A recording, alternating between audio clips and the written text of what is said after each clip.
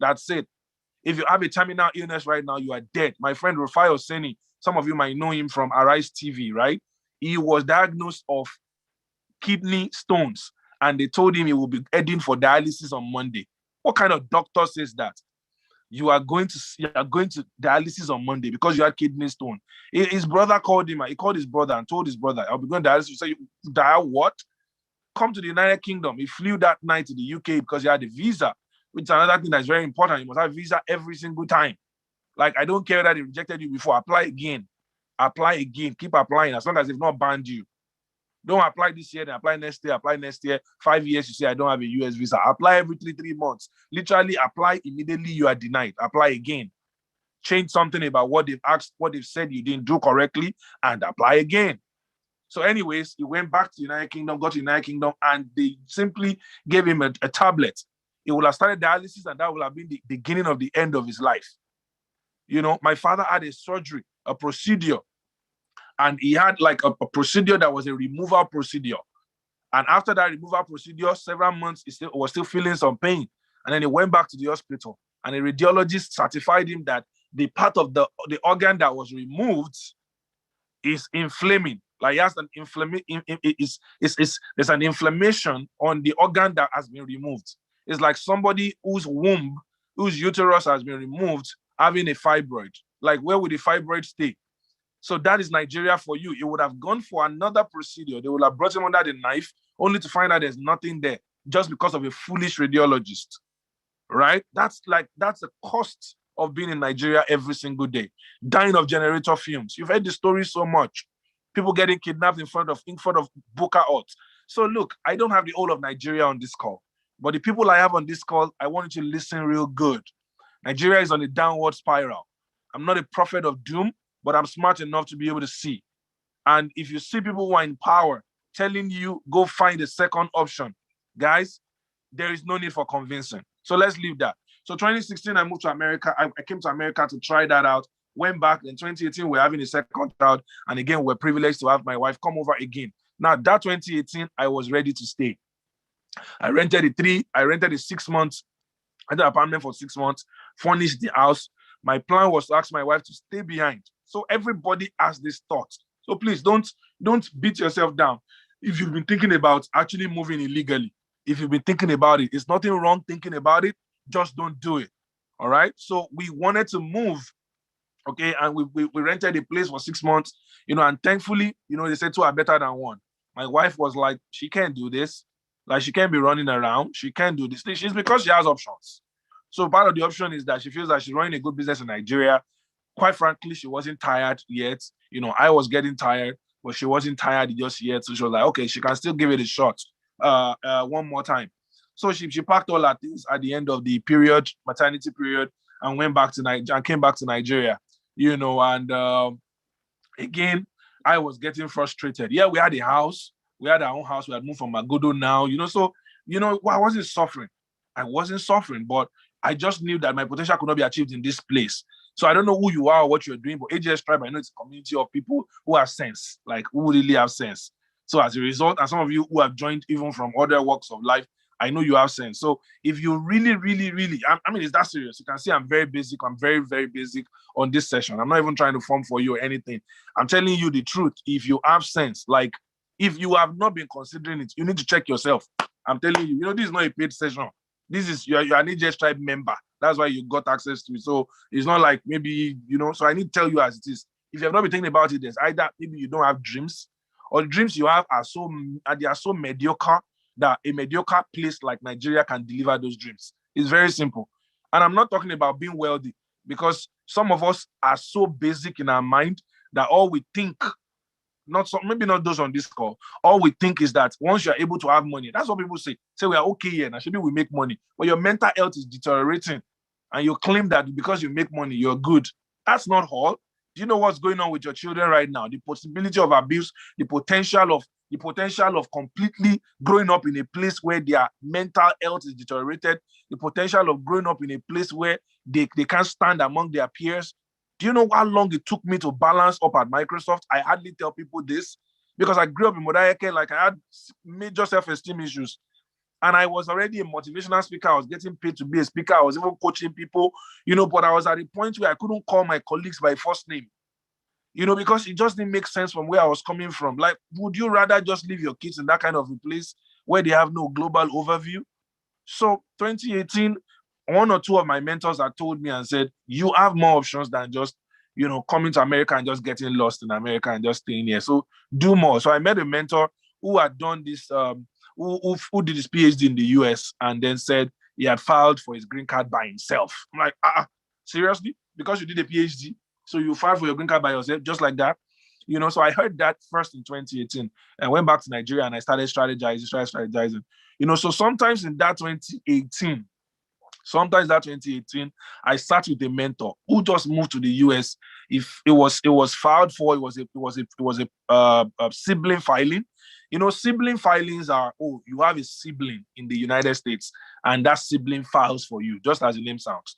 But in Nigeria, there's so many people who have filed for their siblings that the petition for filing for siblings is about 11 years behind. I need to repeat that for somebody. So there are so many people who have filed for their siblings. So many people don't parry. Those people who are saying they're not leaving. Nigeria is this, Nigeria is that. Some of them, their sibling filing is almost done. Some of them already got their green card. It's 11 years behind. There's so many people. When they say it's 11 years behind, let me explain to you. It means that the documents are so plenty that they are still processing the one of 2011 right now. 2010, that's what they're still processing right now. Like, they are currently at 2010. The way visa dates right now for Nigeria, for B1, B2, according to what we heard, is at 2023. It means that they are still processing, 2019 people. That's exactly, or 2020 people. That's how it begins. If you check India and China, they are like 10 years, 15 years behind for things like even regular H1B2 green card, because of the volume of people. So this is your best time to make a decision on whatever you want to do. So sibling filing. So he had moved here through sibling filing, and then he came back to Nigeria. We're sitting in the place at Isaac John, and we're just talking, and he was telling me, Shola, you have the option now. You work at Microsoft, but not just because I work at Microsoft, but like, you have the profile. You've been a speaker, you've written books, you can move to America with this exceptional talent visa. I said, somebody told me about this about a year ago. It's called the Exceptional Ability Visa, or the O1 Talent Visa.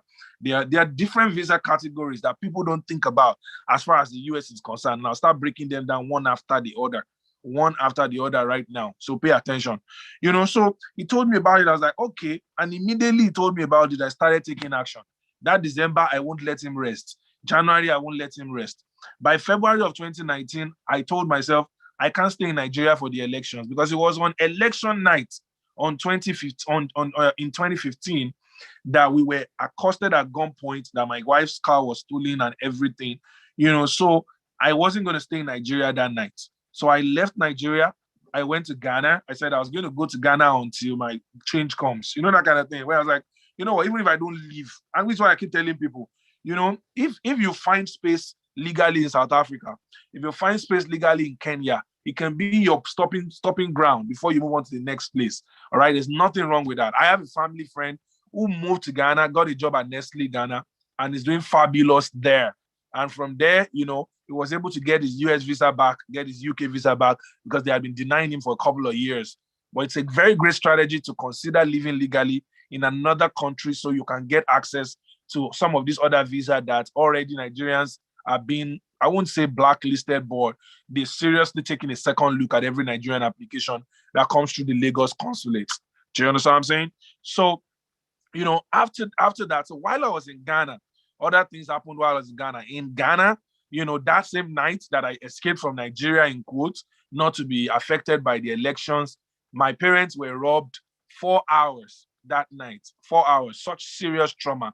They carted all the things in their house away. Now, I don't know what else will anger you. I called the lawyer right away, right while I was in Ghana. I said, I need to speak to the lawyer. I don't care. I need to know what's going on. I need to figure this out. And I got the attorney, and the attorney told me how much it's going to cost. Right there in Ghana, I made a down payment right from there. Now, this was February 2019. Now, between February 2019 and May 2019, I was so pissed with Nigeria, and I came to the US for CSW, came back, that's the Commission on the Status of Women in New York, came back again, in May. I was just like, I was living in a triplex. So, I had a penthouse. And part of my major problems was coming down every single time to do like a changeover. Yes, we would say you could do an automatic changeover, but all of that was faulty. I would have to come downstairs, do a changeover, do all of that. All that was just like, when very trivial things are now seriously pissing you off, like small things like that. I had slept one of those times that my wife was in the US. That night generator failed, inverter failed, there was no power. I slept in the car the entire time. Like, that's not the kind of life I want to live.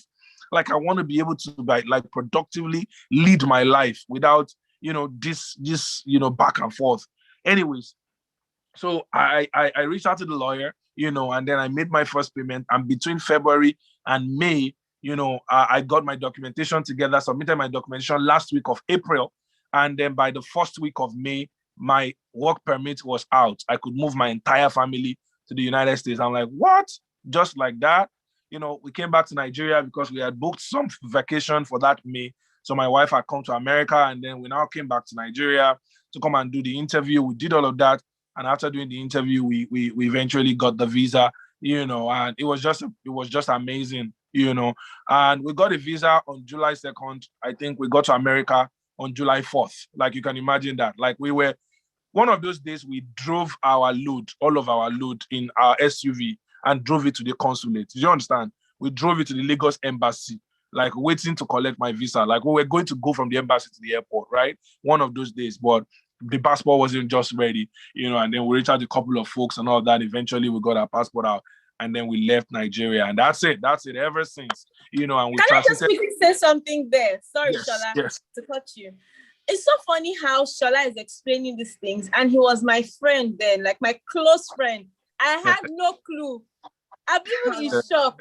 Your parents getting robbed, your wife getting, pulled off with a gunshot. And it's so funny how a lot of people are going through these things and you just don't know. So from what he said, my grandma is over 80 and she got robbed. Like, they tied her hands and her legs and everything in her house.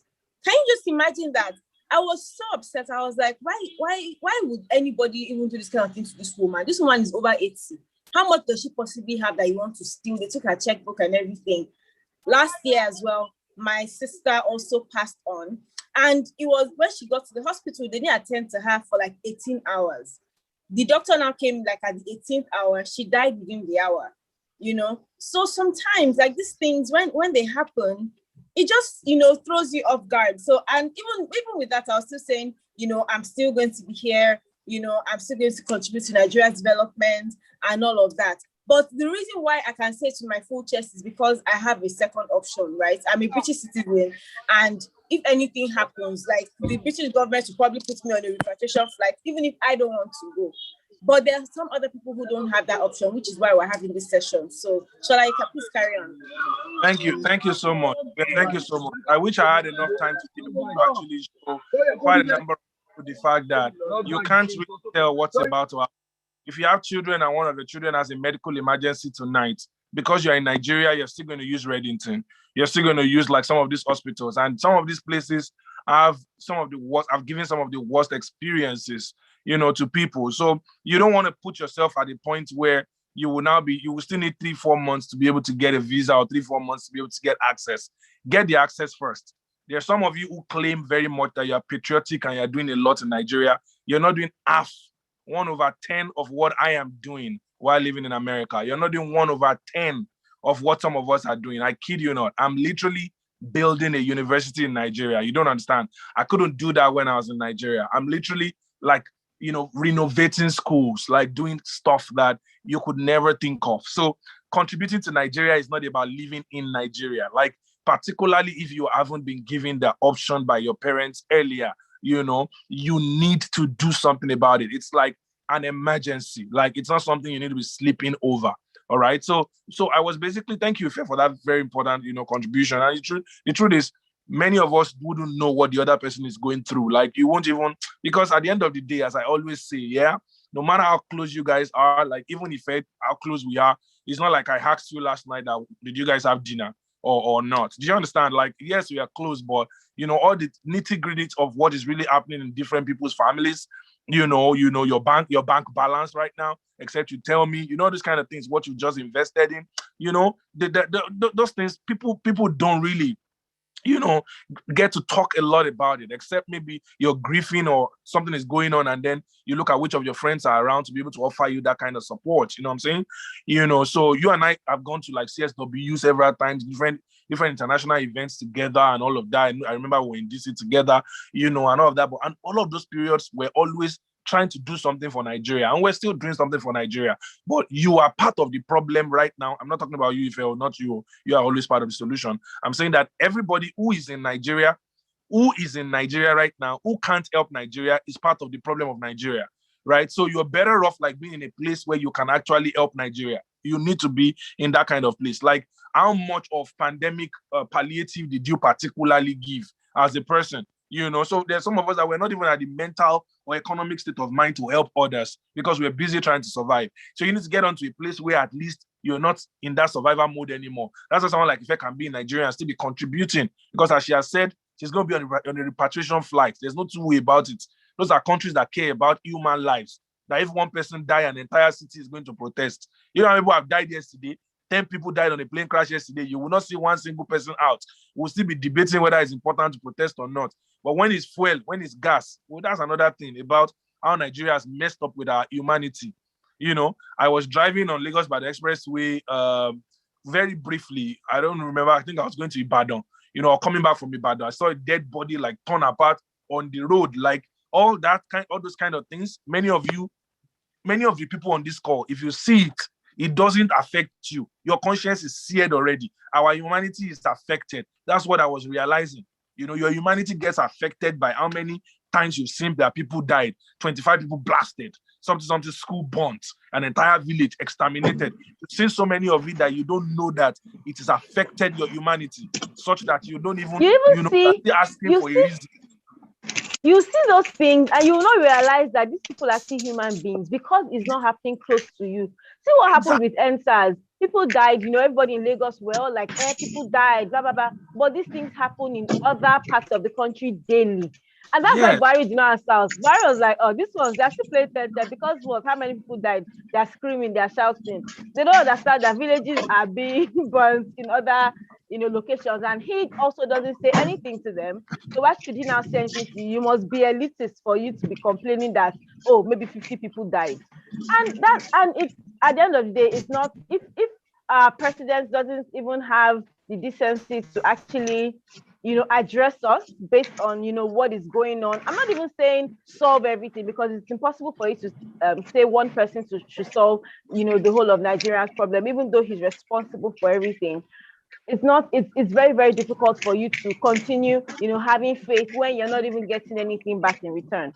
Okay, Shola, please go on. Can everybody please mute your mic? If nobody takes responsibility in Nigeria, that's what it is. It's just as simple as that. Nobody takes responsibility. You can't even get a passport for yourself. So nobody takes responsibility for anything in Nigeria. So that one is even like, Buhari gave one of the most depressing speeches that, it took me time to just like be able to process it.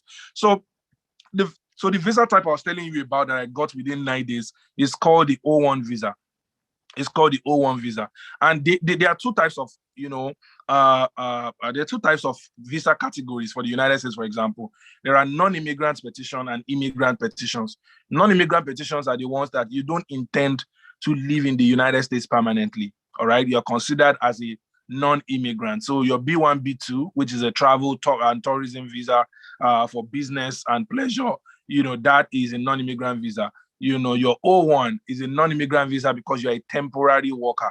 Your L1, L2 is a non-immigrant visa, because you're a temporary worker. All of these visa categories, I describe it in my book, The Relocation Playbook, right? The J1 visa is an exchange visa. It's not considered an immigrant visa. It's a non-immigrant visa.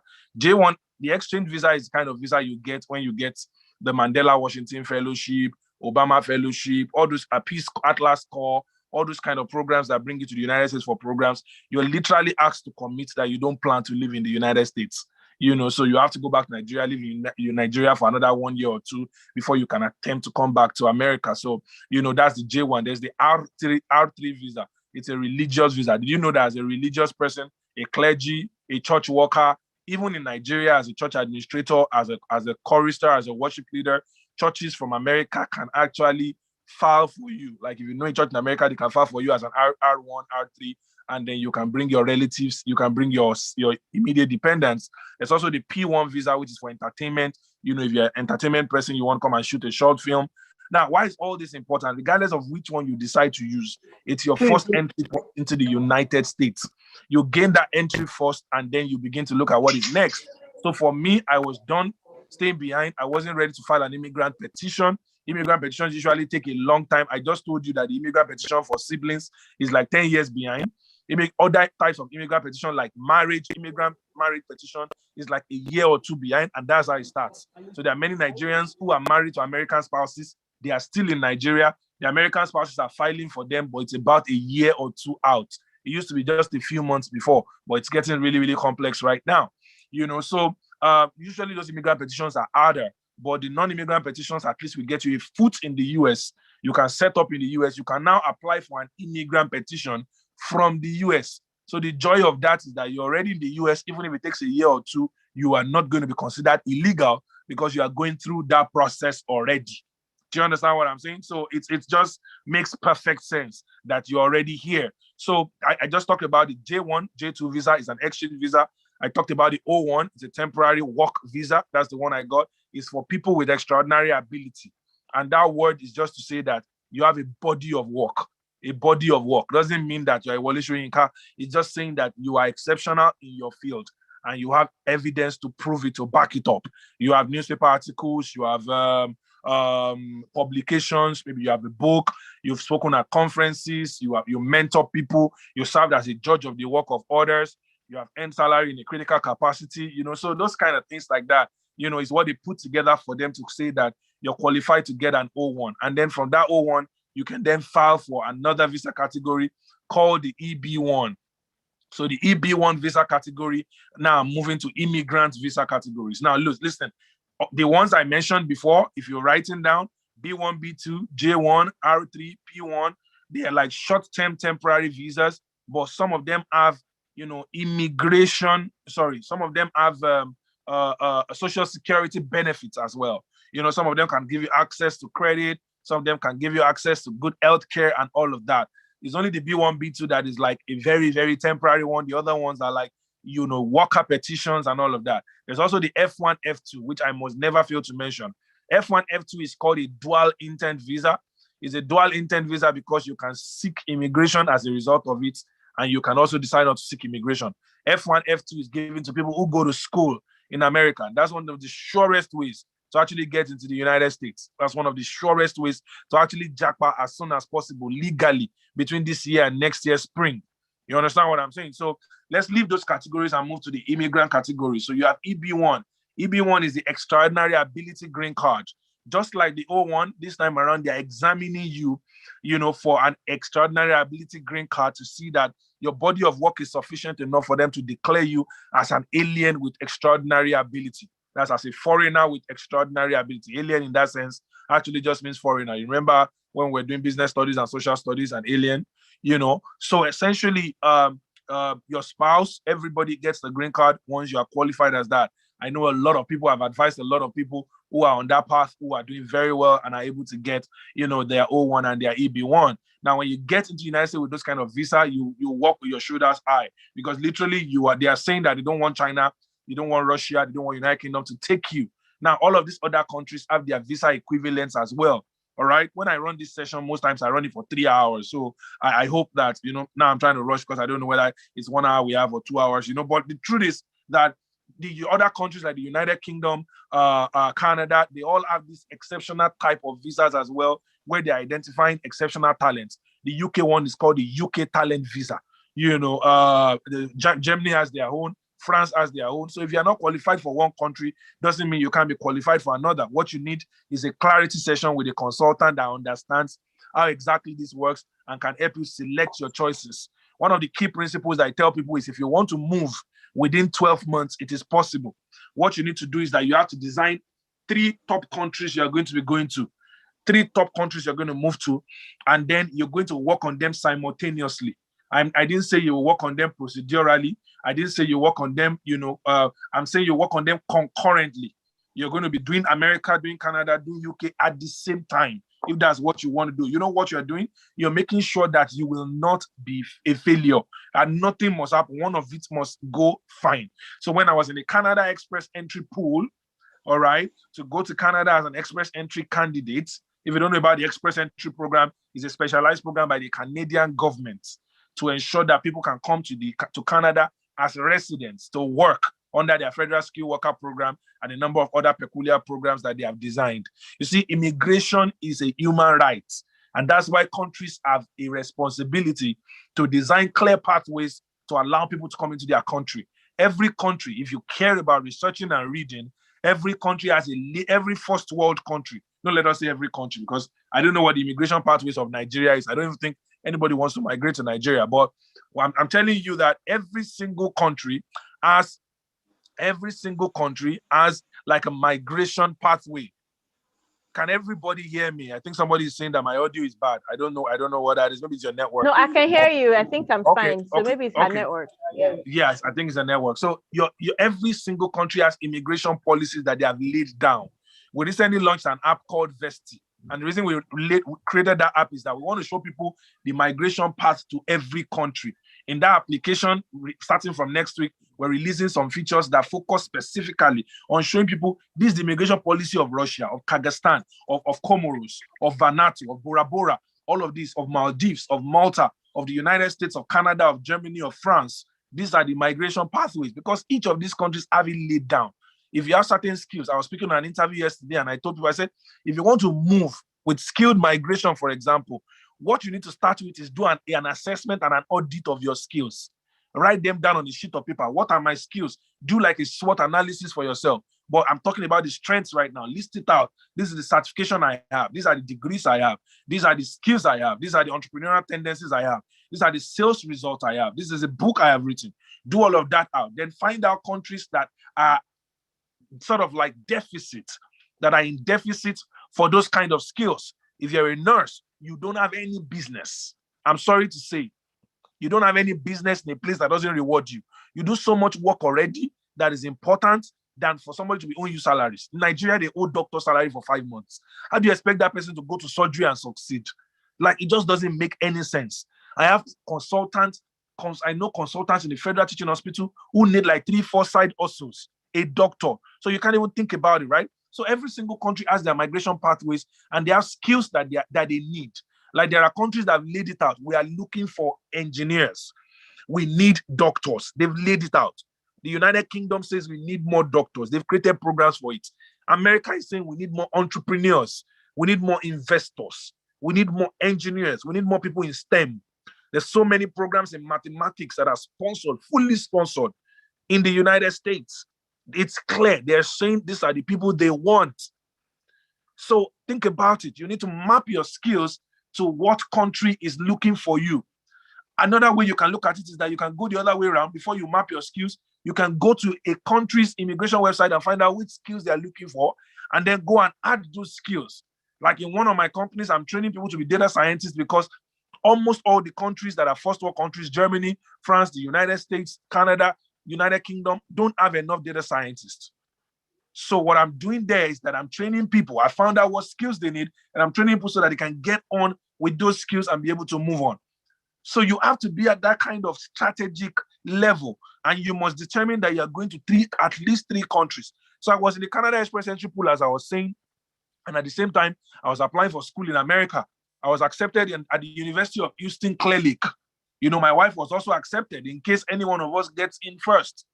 So I was doing Canada, I was doing education, I was discussing work permit for Ghana because I was going to move to Accra for the peace and sanity.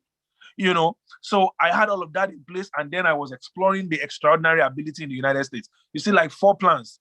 So when we moved to America, it was several months later that I went into my express entry message, and then I saw that I had gotten a provisional nomination from Manitoba that I did not accept. So what am I trying to say? Like, if the US didn't work, then I would have been in Canada, but I would have been in the first world country anyway. So you have to have these alternative plans like that are cascaded together, and you must be able to work on them concurrently. Now, there are people here who will say finance is the problem. Nobody, I repeat, nobody, you know that meme where they say nobody, absolutely nobody, actually has it all figured out. No matter how rich you are. I have a mentor who moved to the United States and brought a pile of cash. He came in with $100,000. Within a few months, he was done spending it. So nobody can ever be fully ready. So, and for me, I doubt if I had $2,000 when I was moving to the US. So don't try to go. I knew that I knew how to make money. So regardless of where I go to, I will be able to know how to make money. And yes, you're right. My wife asked me, what's your plan? What's your plan? My wife asked me, what's your plan? And women always want to find out the exact plan of what you are trying to do. It's not their fault. It's just how they are wired. And sometimes I couldn't explain what exactly my plan was, but I just asked her to trust me. All right. So we didn't have all the money as well. It was coming one step at a time. At least one of the times I came to the United States while I was still expecting my petition to be approved, was when I got a deal, like got some jobs to do, like some software development work to do. Some friend was doing some websites. If you know him, Major Adeleke, he was doing some website jobs and all of that. And that gave me some more money to be able to finish up my process. What am I trying to say? If you're here on the course today, you don't have all the finance, you do not need all the finance. Tell them Olusola Amusan said so. You don't need all the finance. What you need is the finance for the next level, finance for the next thing you're about to do. Then anytime you say you don't have enough finance, let's say you're looking at Canada, and Canada is saying that your entire family must bring 12 million because you're a family of 5, or you must bring 8 million because you're a family of 8. Now, don't let anybody cheat you. That money is not going to the Canadian government. It's your money. They just want you to prove. They just want you to prove that, yes, you have, the wherewithal to take care of yourself. Now, different countries have different immigration policies. So if you cannot afford 12 million right now, 8 million right now, then Canada is not your way. Don't be wasting your time. Do you understand? Find another country. I was making an illustration yesterday. I said, Canada asks you to bring money, but you have to keep your money. You show the proof. So Nigerians have a way of working around it, right? They don't ask you to bring the money and submit it to the government. They're just saying, show us proof that you have the money, right? That's the proof of funds, right? For Canada. Germany asks you to put the money in a blocked account that is in the care of some government agencies or some organizations that are approved by government. They will now be dispensing the money to you every month because they don't want you to show them fake proof of funds. That's Germany. Meanwhile, the United States doesn't care about your proof of funds at all, right? United Kingdom, they ask you to show proof of fund only on paper. You don't even need to show it when you are coming in. It's only a proof of fund on paper. That's United Kingdom for school. So you need to think about it that way. And like many of us have what they call a plan mismatch right now. You have a plan mismatch. You are there saying that I don't like the United Kingdom. I don't like it's Canada. I like, but you don't have the profile to go to Canada. You don't have a master's degree. You don't have a PhD. You are above 30. You are not the person they designed the Canada program for. Am I saying that at 45 you can't go to Canada? Yes, you can. I've seen 40-year-olds, but they needed to do the exceptional. They would have to go on. Some of them will learn French. 2 of them, the spouse and both spouses, have to pass IELTS. And there's nothing wrong with these odds. I'm just saying you have to do extra. Some of them had to do a provincial nomination and wait several months. And when they get to the province they are going to, it's cold that will almost kill them because they're going to a province that they didn't really select. I mean, all of Canada is cold. Don't get me wrong. I'm just saying that moving to Saskatchewan, for example, or Manitoba, there's nothing wrong in living there, but it's provincial nomination that led some people there. It's not like they wanted to go there. They really wanted to live in Ontario. How many is the whole of Canada? Let me use that Nigerian English. How much is the whole of Canada? That one will now go and live in one remote part of Canada. Now, don't get me wrong.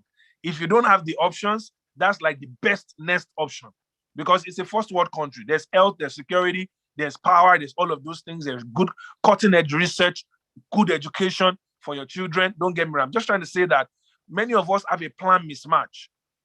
And I really hope you understand. Like some of us are like, there's no way you'll be able to raise 8 million at the time or 12 million. It's not your fault. It's just your financial situation. So Canada is really not your choice. You need to look for other countries that don't have that requirement. Go to Sweden, Denmark, Poland, Germany. People are living fantastic life in those places. Forget the language barrier. There are Nigerians everywhere in the world. And the fact that you're educated, should be able to give you and don't forget, these countries that you're going to can be the stepping stone for you. Because from that country, you can take on, your objective or goal or ambition to move to the United Kingdom or the United States now that you are in that country legally.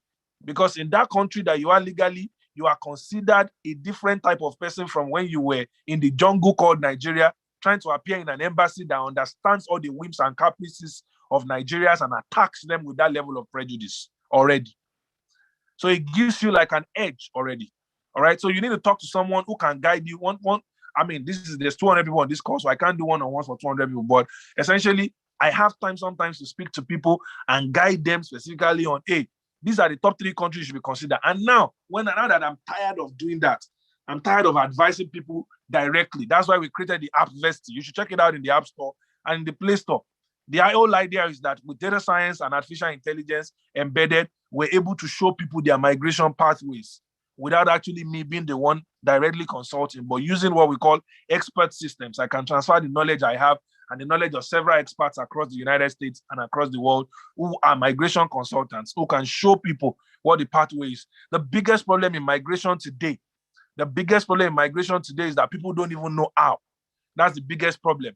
The second biggest problem is that people don't know how to get the finance to be able to get there, And the third is that those who even have the finance have difficult migration hurdles in terms of the payment. For example, in Nigeria right now, they've capped your cards to $100, meaning that you can't do anything above $100, with your card. So how do you pay for application fee for schools?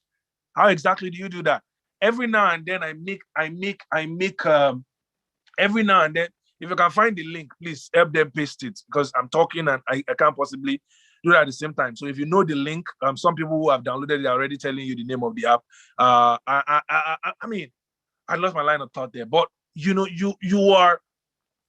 have the responsibility to be able to research and check it out. I've made a lot of videos. You were talking about, I think you wanted to talk about the transferring of money that you've helped people on the app. You can, transfer money. Exactly. Yeah. So one of the things that Vesti does is that it helps you, first of all, to determine what your migration pathway is. And actually, their number of features is on both Play Store and App Store. So it helps you determine your migration pathways. And then on the issue of payment, there are people who want to pay for tuition that in the process of looking for dollar all around, they lost the opportunity to go to the school. There are some people who want to pay. They can't get access to loans, to credit facilities. So the app is designed to be able to allow you to start a relocation savings plan. Eventually, you will be able to get a loan. So anybody who has joined the app, who has deposited some money, who has started a savings plan, will be one of the people considered the moment we start giving loans to people for migration. And some people have asked me, how do you give loan to somebody who is migrating? How are you going to get your money back? It's the lowest risk ever because you are moving to a country that is regulated.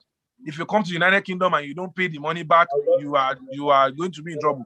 If you come to the US, you don't pay the money back, you're going to be in trouble because your credit is being tracked. There's a credit system, right? But we're not even designed it to make life difficult for people. No, because once you get to the US and America and the UK and all of that, your realities also changes. Your economic situation also changes. That money that used to be so big in your eyes before is now nothing because of the economic and social realities.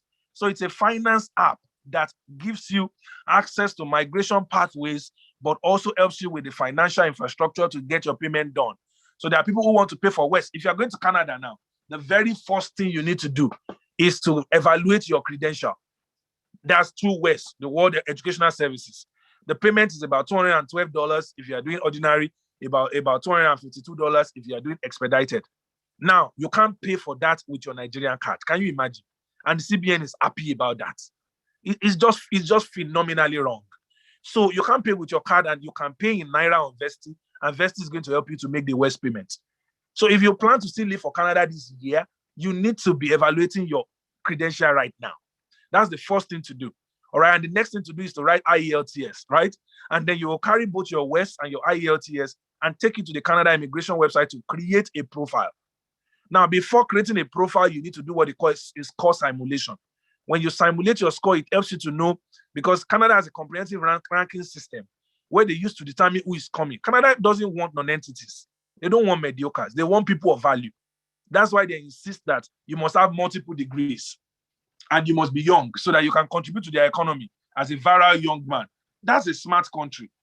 It doesn't mean that if you're 45 or 40 here on this call, 38, you can't go. No, it just means you have to do a little more. So I know people who are in my mentoring program, my coaching program, who will now be in the Vesty program because we are transitioning my Telegram group with about 8,000 people. We're transitioning all of that onto the app right now, right? So, look at the amazing work that AJS Tribe is doing with like empowering women and all of that. When I shared this, and I've been always in on all of the advances going on with AJS Tribe. So I'm like family, right? And I shared this journey as well for the migration app with Ife. She gave me some very interesting ideas, and now we want to make it possible for people to not just only understand their migration pathway, know what is next. You would have a planner within the app very soon, within a week or two. You have a planner. And then once you start saving on the platform, you will be one of the people that will be considered eventually. This is probably the first place I'm actually announcing that because we launched on May 1st. If you already have a savings plan active, you'll be one of the people that will be considered for loans when it's time. But if you're just using the app to pay all of that, that's fine as well. All right. There's also the service fee payment. If you're coming to the US, no matter what kind of, if you're coming for an exchange program like J1 or you're coming for the F1, F2, there will be payments you have to make to the government. One of them is the service fee, the Student Exchange and Visitor Information System. The Student Exchange Visa Information System service. To pay for that, immediately you get admission in any US university. Before you go to the embassy for your interview, you have to pay for service. Service fee is about $360, thereabout. We have a service charge on top of that. But that fee, if you don't know someone in America, you can't pay it. You can't even pay from Nigeria because it's a money order payment. You literally have to buy a money order and put it in the mail. So people have to call their family members, call their friends. People, they don't even want to know what's going on in their life. You have to call them. I know a friend that I called. I asked him. He usually helps people to pay, but he tells them that I go to Walmart only twice a month.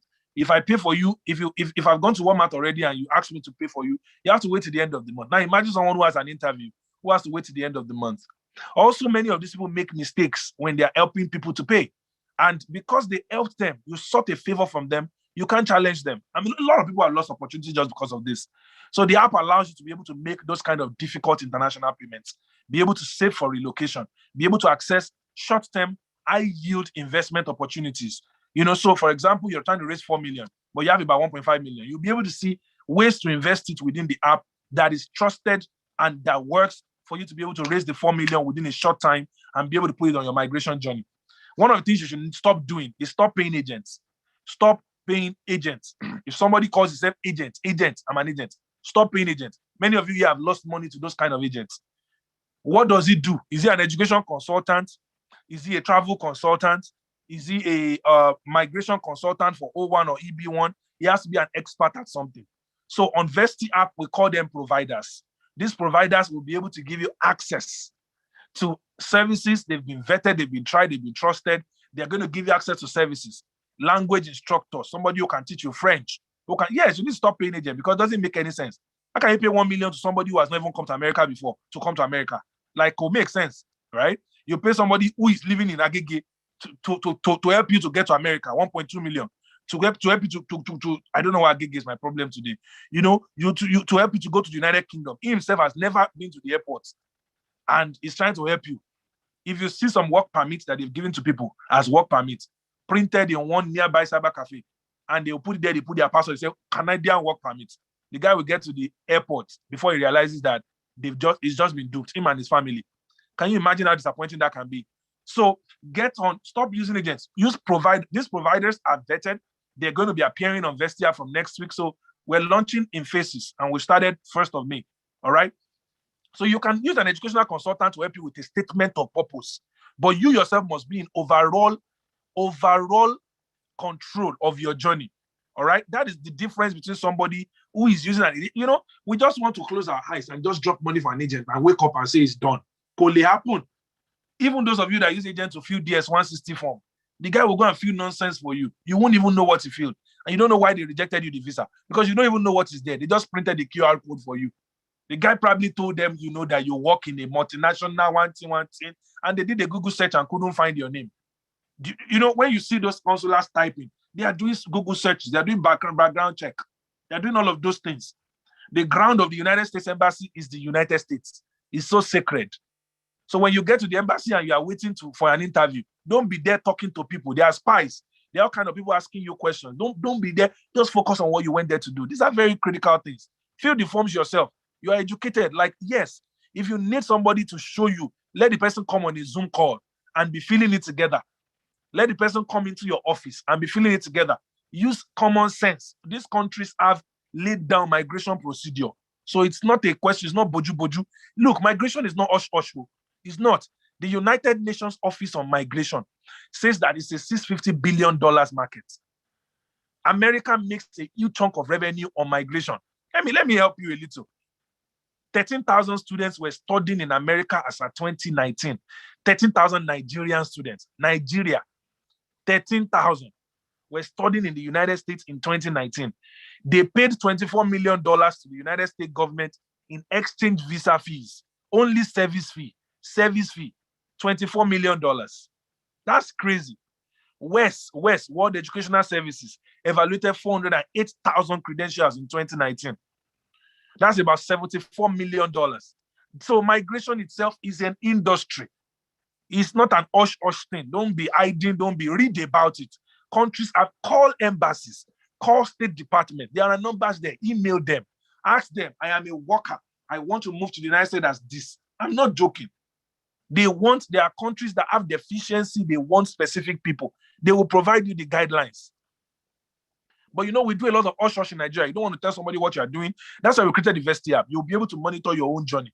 It will welcome you and show you, okay, this is your profile. This is what you're trying to do. And we're putting lots of articles together per country, lots of videos together per country that can guide people. Whether I'm sleeping or not, it's guiding people and showing them the opportunities. So being a $650 billion industry means that countries really care about the revenue it brings to them. It's only countries like Nigeria that are not conscious. Meanwhile, Nigerians in diaspora sent back $23 billion back to Nigeria in 2019 alone. That's more than half of all the money we made in oil.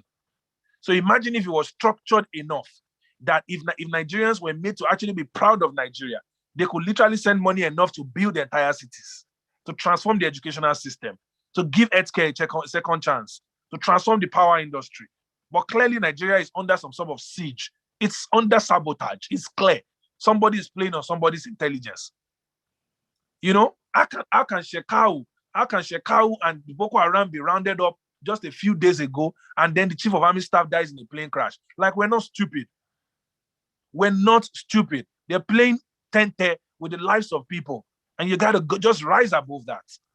Just rise above that. I swear, when I saw that, and then immediately after the announcement happened that the chief of army staff died, and I started seeing things that, he was about to expose some things, he was about to do this, and I'm just like, this is the top person.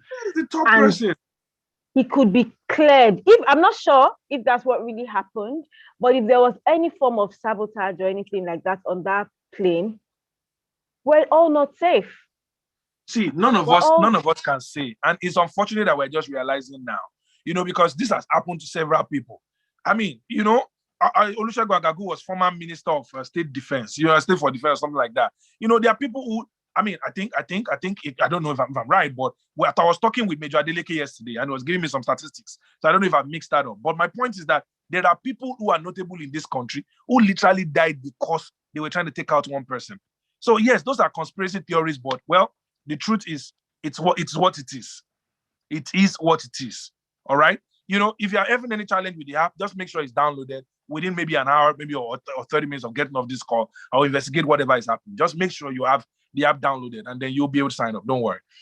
So my point is, you are like literally in control of your own like experience.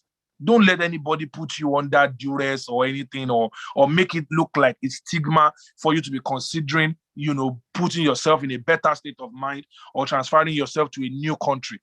Just open up your mind and see what is possible. France is giving special talent visas. Germany has a job seeker visa. Can you imagine that? I did a series on Europe, Germany, Ireland, France, specifically. Germany has a job seeker visa. You go to the embassy, you tell them you are a job seeker. Can you imagine? You apply for the job seeker visa, they give you for 6 months. You move to Germany for 6 months to look for a job. Amazing stuff. And my friends that have done it, they've totally gotten a job, because what they did is that they identified a specialty occupation like data science, and then they went on, to do the job seeker visa, and of course they landed a fantastic job. Product managers are in high demand in Europe. UI UX designers are in high demand in Europe. And if you don't have a technology background, you can actually transition into technology. There are all kinds of things you can do for this journey, and all of this you can do within a 12-month period. As long as you are really committed to whatever it is you're trying to do. So again, this is not a specific country. This is not a country-specific webinar, I meant to say. It's not a country-specific webinar, but I hope this has been able to give you some insight into what is possible for you, into what you can do, into the fact that you are not optionless. If you're on this call today, you don't have a passport. I'm sorry, the Minister of Interior said he will fix it. 1 month ago, I used to tell people, go and get your passport anyhow. Then about 1 month ago, after the Minister of Interior, Mr. Rauf Aregbesola said that is going to stop people from paying extra amount to get passports and all of those kind of things. Nothing has happened. Instead, what they announced is that they will not be receiving any new applications over the next 3 months to clear the backlog. Right? So what I would tell you is, whatever you do, go get your passport. I don't care how much you pay. I'm not the government of Nigeria. I don't care how much you pay, but get your passport. That's the first step to show that you're serious about this journey. If you don't have an international passport, sure, you want to stamp the visa on your hand. Do you understand what I'm saying? So make sure that you do something that's going to make sure that happens, all right? So, and of course, the next step will be to then decide what top 3 countries you are going to. Now, if you have children, I'm telling you, there are countries that take care of that. If you don't have the finance, if you don't have the cash just yet, you need to look at countries that give you the other options, that are not cash specific. You will still need to buy your ticket too. There's no country that's going to pay for your ticket. You understand what I'm saying? Except maybe you are a fellow, an international fellow that have been accepted into a special program and stuff like that. But education is one of the surest ways. Education is one of the surest ways that you can actually, get yourself into the United States or into Canada or into the UK. I know people who started planning only 4 months ago, and they are now in America. They are now in the United Kingdom. Started planning 5 months ago. People who joined my program in October, who have moved to Canada, who have moved to the United States, who have moved to the United Kingdom already. I know people who have 9 admissions. So I was saying something about agents the other time. You can get somebody who does a specific part of what you can't figure out, like a statement of purpose, like a PhD proposal. Specific things like that. But you are still overall in charge of your own process. That's very important. I think it's a good time to take questions. I think we spent about an hour, 19 minutes or thereabout just discussing all of these conversations. What other immigrant visa exists? There's also EB5. There's EB5 is an investor visa. If you have $800,000 to 1.2 million to invest in America, if you're a person of wealth, you definitely should consider this. They won't collect it from you. They're actually investing it into real estate or into your own business, where you're bringing it into the American economy. You're going to get a green card for your entire family. It's called the EB5. They call those categories of visa citizenship-based investments. You're basically able to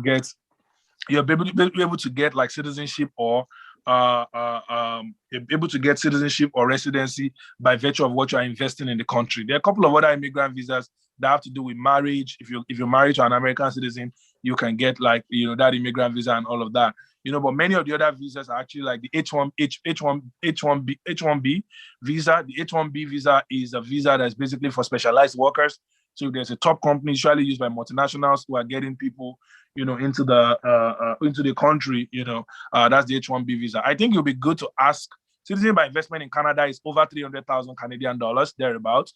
You can ask me more information specifically on that later. There's also startup visas around the world right now. The United Kingdom just introduced a visa called the sole representative visa. It means that if you register the company in the United Kingdom and you want to be the sole representative of that company to go and deliver the setup of the company in the United Kingdom, they give you a 5-year visa. That's very, very crucial. Amazing stuff, right? So there's also the UK Technician visa. There's a 5-year visa as well for anybody who is specifically in technology as well. The citizenship by investment visa for America, as I said, is that you are investing in the American economy. So if you have between $800,000 to $1.2 million, not naira, dollars, you can basically get a green card just by virtue of doing that. All right. So I'm seeing a lot of questions now. If I'm going to need your help coordinating the questions, maybe somebody reading it out to me, so I don't have to be combing through. That would really help. So we can take some questions and use questions as an avenue to like maybe get personal with people. Maybe that will help, and we can do that maybe for another 30 minutes, depending on how much time we have this morning. Thank you. Thank you so much, Shola.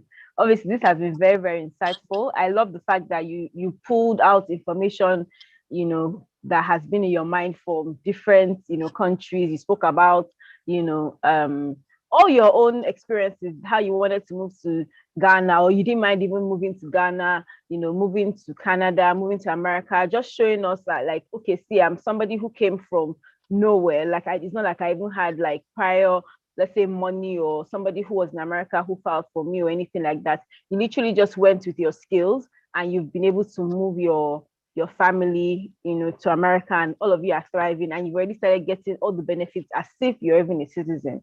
So I'm excited that you were able to pull everything you've learned over the years to actually help people. A lot of people think that it will take you years and years and years and years before you can actually get the visa or the documentation that you actually need. But if you actually do proper research, if you get the right people around you who can actually put you on the right path, then it will be easier for you to move, let's say, within the next 6 months.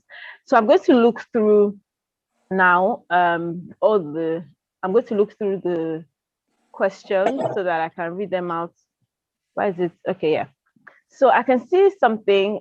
Someone is saying, please advise on how to go about Form I-130. My mom is a US citizen, but currently spends more time in Nigeria. So Shola, do you know what the Form I-130 is? Yeah, so basically she's trying to file for her as a dependent. I need to know what your age is. But I think for your mom to be considering it, she probably knows that you're eligible to do that. Again, as I said, these things are getting a lot more difficult from the standpoint of how long it takes to make it happen. But if your mom is already filing for you, it's as simple as it gets. Don't engage any agent or anything. You don't need any expediting. Just leave it as it is. It will follow its due course.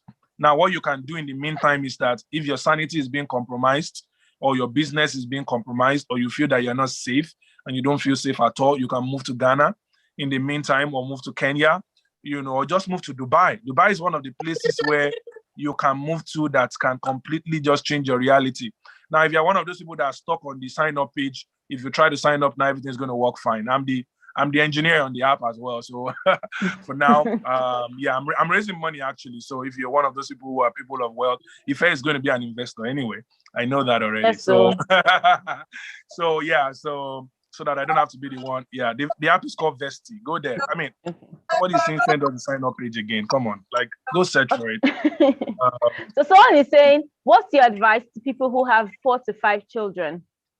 Yeah, 4 to 5 children. Like, what do you mean by that? Like, the person gave birth to 5 children. That's what I'm saying. Like, in Nigeria that doesn't care about your children, even if you have 100 children, any country that migrates you will migrate your entire family. Like, I don't know, like that thing doesn't make sense. Like, it's Nigeria that, when you get the benefits, it doesn't affect your family. In America, in the United Kingdom, almost all first world countries, once they take you, they've taken your children. So the only thing you might be saying, if you're asking that question right, is maybe for Canada. Maybe you're feeling like, okay, how do you manage it? Because that's the only country that asks for money per person, like literally. So for any of these visas I've explained, they all have dependent visas. J1, we have his own dependent. EB1, we have his own dependent. R3, we have his own dependent. P1, we have his own dependent. So all of those dependents, you can file for them together as well. So I have 2 children. Even if I had 5 children, I would have been able to file for them as well. So in the meantime, while you're trying to figure out that person doing I-30 or any other person who's doing something, Dubai has a 1-year work visa. So people, you can successfully sign up on the app. You see somebody already said they've done that right now. So for somebody who wants to move to Dubai, like there's a 1 year, there's a 1 year work permit in Dubai right now that you don't need to key yourself over. Like you can renew it every year and be living in Dubai. I have friends who have done it. All you need is to demonstrate that you make as much as 2 million every month. So, and the truth is that if you are really, really not okay, you shouldn't move yet. Like if you don't have Like try to, do you understand? Try to measure up to some point. I'm not saying that, but I'm saying that at least you use money to buy tickets. You understand what I'm saying? So if you have money to buy ticket for Dubai, there's a chance that you can find somebody who can help you with proof of account for Dubai. And, essentially what they're trying to say is that it's called a freelance visa. It's Dubai freelance visa. You can work from Dubai. You can live in Dubai. You can even apply for other visas from that Dubai as a work permit holder in Dubai. So they just want to see that they're not collecting the money from you. They want to see that you're able to make about $5,000 every month for 3 months. So you just register your company, demonstrate that $5,000 has passed through the account, submit it, apply for their visa, and then you can live in Dubai with your family, not just you. So it just makes perfect sense, So that can be like the first place you want to even start from. And then, as I said, from next week, there are a number of other additional things that we're putting on the application that will give you insight into what exactly is going on. God gives us strength. All right. So any other questions? Amen. Yes. So there are many questions. People have just been sending questions and sending questions. Okay. Yes. Someone is asking if they can get the replay. The replay will be on our app, so you have access to the replay. So someone is saying, please say something about if it's wise to forget the admission and Japa. If it's wise to forget the admission. Yes, so I'm sure one of those people that maybe want to Japa illegally. So you say, oh, I'm going to school. And then when you get there, you don't even go to the school. You just miss. Okay. So look, by the time you get there, you see, one of the humbling experiences of the first world is that you just realize that you don't need to cut corners. Like you see that, okay, you are here legally as a student. You're already here legally as a student. So why really do you want to, you understand what I'm saying? Like you would suddenly realize that, number one, you're getting the opportunity of a lifetime to truly be educated rather than being schooled. Schooling is different from education, so you're getting that opportunity of a lifetime to actually be educated. When you go to school in America or in any first world country, it also gives you the best chance to actually integrate into the American society or into the United Kingdom society. She got an admission in Nigeria and then she now wants to dish that admission. Please, you can do that. You got admission in Unilag and now you have if you have I got admission in Unilag. What do you want to do with the Unilag admission? Do you understand? Except you didn't get the opportunity. If you're in part 4 now in university and you're like, I just have 1 year to go, or this is my final year, you can finish your program because a degree is a degree everywhere.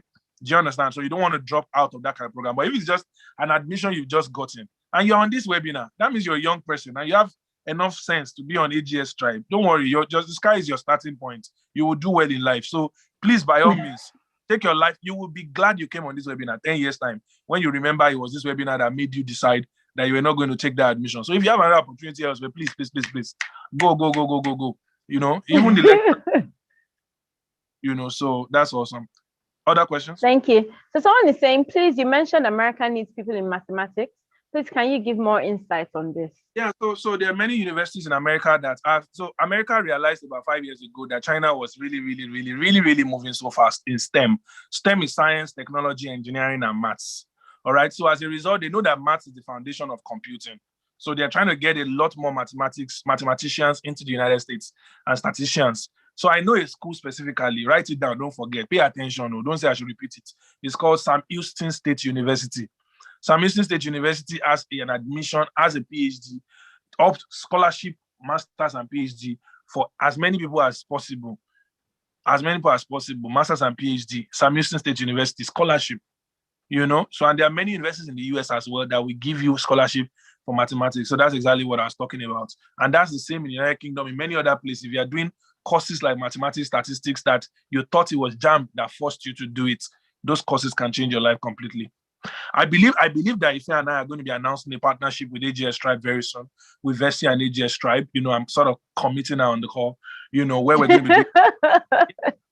Because I feel that a lot of members of your community actually have need for this kind of services, and we need to find a way to be able to do some integration. Yeah, I think we'll be able to figure out something soon. Of course, we'll discuss that. Absolutely. Okay, so someone else is saying, please, where can I do the data science course? Where's your office in Nigeria? Well, so basically, the data science program is, to answer your question first, we have an office in Yaba, in Alagomeji, Yaba, but we also have centers of artificial intelligence in universities. Our test lab is at the Federal University of Technology in Akure. We have a lab in Benin. We used to keep a center in like a number of cities, but because of COVID, like all our programs have moved to virtual instructor-led classes. So that's the other company I founded called Coven Works. So you can check them out on Instagram at Coven Labs. If anybody who knows about Coven Labs, please let me type it in the chat at Coven Labs, so people can know. So I'm going to talk about investing. They want me to pitch Ife. Hey, Jesus. People are very, very powerful. I don't mind pitching. They're powerful, please. They're powerful people in this community. Okay, so someone else is saying, and my kids have an F2 visa, but my husband, who is the F1, is currently not in the US and we are separated. Is it possible for me to go to the US, and how can I change my visa status? So it's a very serious question. What's a very serious question? Is the F2 currently running? If we know whether the F2 is currently running, you don't need the person you separated with to be able to come in to the United States. If you have that F2 visa and it's still eligible and it's right there on your passport, you can come in at any time. You can come in at any time, and when you are here, yes, it's valid. Well, there's some of you that are going to need the additional clarity. As I said, we're going to provide information about how that is going to run. But yes, if you still have an F2 that is valid and you and your husband are currently separated, unfortunately, we're sorry about it. But I mean, anytime, as a friend of mine, I said, I'm sorry about it, it's like, don't be sorry, I already got over it. But again, I just wanted to express that. So if you have it and it's valid already, it's still valid, please, by all means, then go on to the United States. Just buy a ticket. That's it. As long as it's valid, buy a ticket, pack your load, come to the United States. If your main question is, will I be able to transition from that visa to something else? Yes, you will be able to. Interesting. Okay, someone else is asking, please, I need your candid advice. I've applied twice for the MSc in a Canadian university, but no luck yet because it's a research program and I've not been able to secure a supervisor. Do you think it's best to take a PGD program first? No. Well, there is. So this is it. Maybe you're trying to get into a course that you don't have requisite background for. That's probably what is deterring you. So I always advise people to take a bridge course. I hope I'm analyzing you right. I also advise people to take a bridge course. So a bridge course can be a PGD. It can be a certificate course. For example, those who don't have a background in data science and want to do data science masters, I usually ask them to do our program. So because we have a partnership with a university in France that is an AI university, and those who didn't study computing are basically using our program as a bridge program. So in the same way, if you find a PGD in Nigeria or elsewhere, you can use it as a bridge to wherever you're trying to get to. So that helps you as well. But I also want to tell you that basically the way I hear you, you're actually applying for one program. You don't apply for one program ever. Like you apply for 6, 7, 8, 9 programs. Like that's how you get to a supervisor. You must submit applications to like 6, 7, 8 universities at the same time. I don't want to be very, very ridiculous. I know people who advise that you should apply to about 20 because the goal is that at the end of the day, you want to be able to determine which one is giving you funding, which one is giving you better conditions, and not just in one country, apply to multiple countries at the same time. Like take it like a project, like take a vacation from work for it, and make sure you make it happen. Questions? Fantastic. Someone is saying, please, is there a pathway if your kids are American citizens, and how can I pay for mentorship? So if your citizens, if your kids are American, if your children are American citizens already, if they are not yet 18, they can't file for you, I believe. If you're not yet 18, I think they can't file for you. So you have to wait till when they are 18. But I want to tell you something about having American children.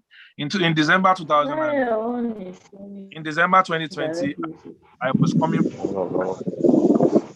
COVID. That person, yourself, please. Somebody is on. Please mute yourself. So I was coming. If you say, Dami Love, please mute yourself. Yeah. So when I was coming from Nigeria to America in 2020 December, and they said I have to go and quarantine for 14 days because I didn't spend up to 14 days in Nigeria. I was like, are these people okay? Like, I can't go back to Nigeria. I'd rather quarantine in Atlanta. Like, there's no way I'm quarantining in Nigeria. I'm not going back to Nigeria. But anyways, while I was waiting in the box where they were stopping me, they asked me, do you have American children? I said, yes. I said, okay. That's the only reason they let me come in. I'll have had to quarantine. So because I have American children, I needed to be with them for Christmas. And they care so much about their citizens. And I'm not yet a citizen, right? So it's important you have American children. It's a good thing. But I'm just saying right now, they won't be able to file for you until they're like 18. There are other pathways as well around us that I heard about, like if an American kid is endangered and their parents have to be with them, something like that. Anyways, that will be left for other maybe private sessions. Okay, don't worry. I'm going to share at the end before Ife lets me go. I'm going to share all the. I think I have the liberty to. Ife has given me liberty to share like all the ways to be able to get in touch or to be able to like get into session and so on and so forth. Yeah. So, yeah. Questions? So someone is saying, can someone with a third class in a Nigerian university stand a chance to migrate? She studied French in university. Like your degree notwithstanding, regardless, your class notwithstanding. Yeah, I'm not proud to talk about it, but I finished with a 2-2, right? But I have what they call an Einstein visa or an Einstein green card. Because I'm proud to talk about my 2-2. It doesn't matter. I mean, so yeah. Why I say that is because I was bound to be like a first class material. Like my first year was like bam. I just got disinterested in the system completely. Yet the university still retained me. So university retained me to be on a project. I was working on a 5 million naira step B project by the year I graduated. So it didn't even matter. I got 2 university awards regardless of my 2-2. They didn't even, the VC did not even know what I graduated with. Do you understand? So yeah, I used to tell myself that if I understood that all I just needed to do was not get angry with those guys and just cram and pour, like I would have done well, because many of the guys who did well was just cramming they did. So somehow I feel like I could have done that for myself for whatever reason, because some people think that it doesn't affect me anymore because I'm gone past that now. I've worked with top organizations. I hand, very well. So it really doesn't matter right now. But my point is, if you're in third class and you did French, language is one of the best ways to migrate. Listen to me carefully. If you have a French degree, go and do the TEF exam, the French TEF exam. On our app, you'll be able to pay providers to do the TEF exam from next week. The TEF exam. Go and pay for the TEF exam. Do you know that the United States just launched a program for Yoruba teachers? Wow. To speak Yoruba fluently, and you've been a Yoruba teacher, you will come to the United States. There are centers for languages that you can work at. There are intelligence organizations that are looking for people who can speak French. So it's just really about like getting in the right circle and understanding how exactly it works. Questions? This is serious. So like I didn't even know anything about this Yoruba teacher program. And the truth is, people, if you're not in the right circles, you will never hear about these opportunities. And you just think that, this thing is just happening for people far away. Another question. I'm 31 with no corporate experience. Is it possible to migrate to US, Canada, or the UK? A digital marketing entrepreneur and an MSc in view. So I missed the first part of that question. She said she doesn't have any corporate experience. So obviously she's an entrepreneur. So So you can be an entrepreneur. You can, as I said, you can migrate as an entrepreneur. Eventually, I migrated as an entrepreneur. I'd left Microsoft, right? So you don't need corporate experience for many migration-related programs that are in the United States and some other places. So they are actually entrepreneur visas. As I said, the UK has a startup visa. They have a sole representative visa as well, where basically you are the sole representative of your company and you want to go and set it up. People like Ife cannot know anything about those type of visas, right? So there are all kinds of programs that support entrepreneurs actually that you need to learn about more. All right. Okay. So other questions. Someone is saying she heard about the Yoruba teacher program. That means you're actively looking to migrate. If you heard about it, because I've never heard about it. But then again, like Shola said, I probably wouldn't know. I don't really know anything about visas, which is why I don't really talk about it. That's why I have to bring people like Shola to come and, dish it hot, or drop it like it's hot. Okay, so I'm looking for some more questions. What country is the best for a teaching career? For a teaching career, well, that's a very, very generic question because there are many good countries for a teaching career. So depending on what level of education you are, if you're just an NCE holder or you have a PhD in education, I wouldn't know exactly. But any first world country that prioritizes education would have a opportunity for teachers. So if you're talking about Finland, Germany, France, United States, United Kingdom, Canada, they're all. The next thing is now. Can you guys mute yourselves, please?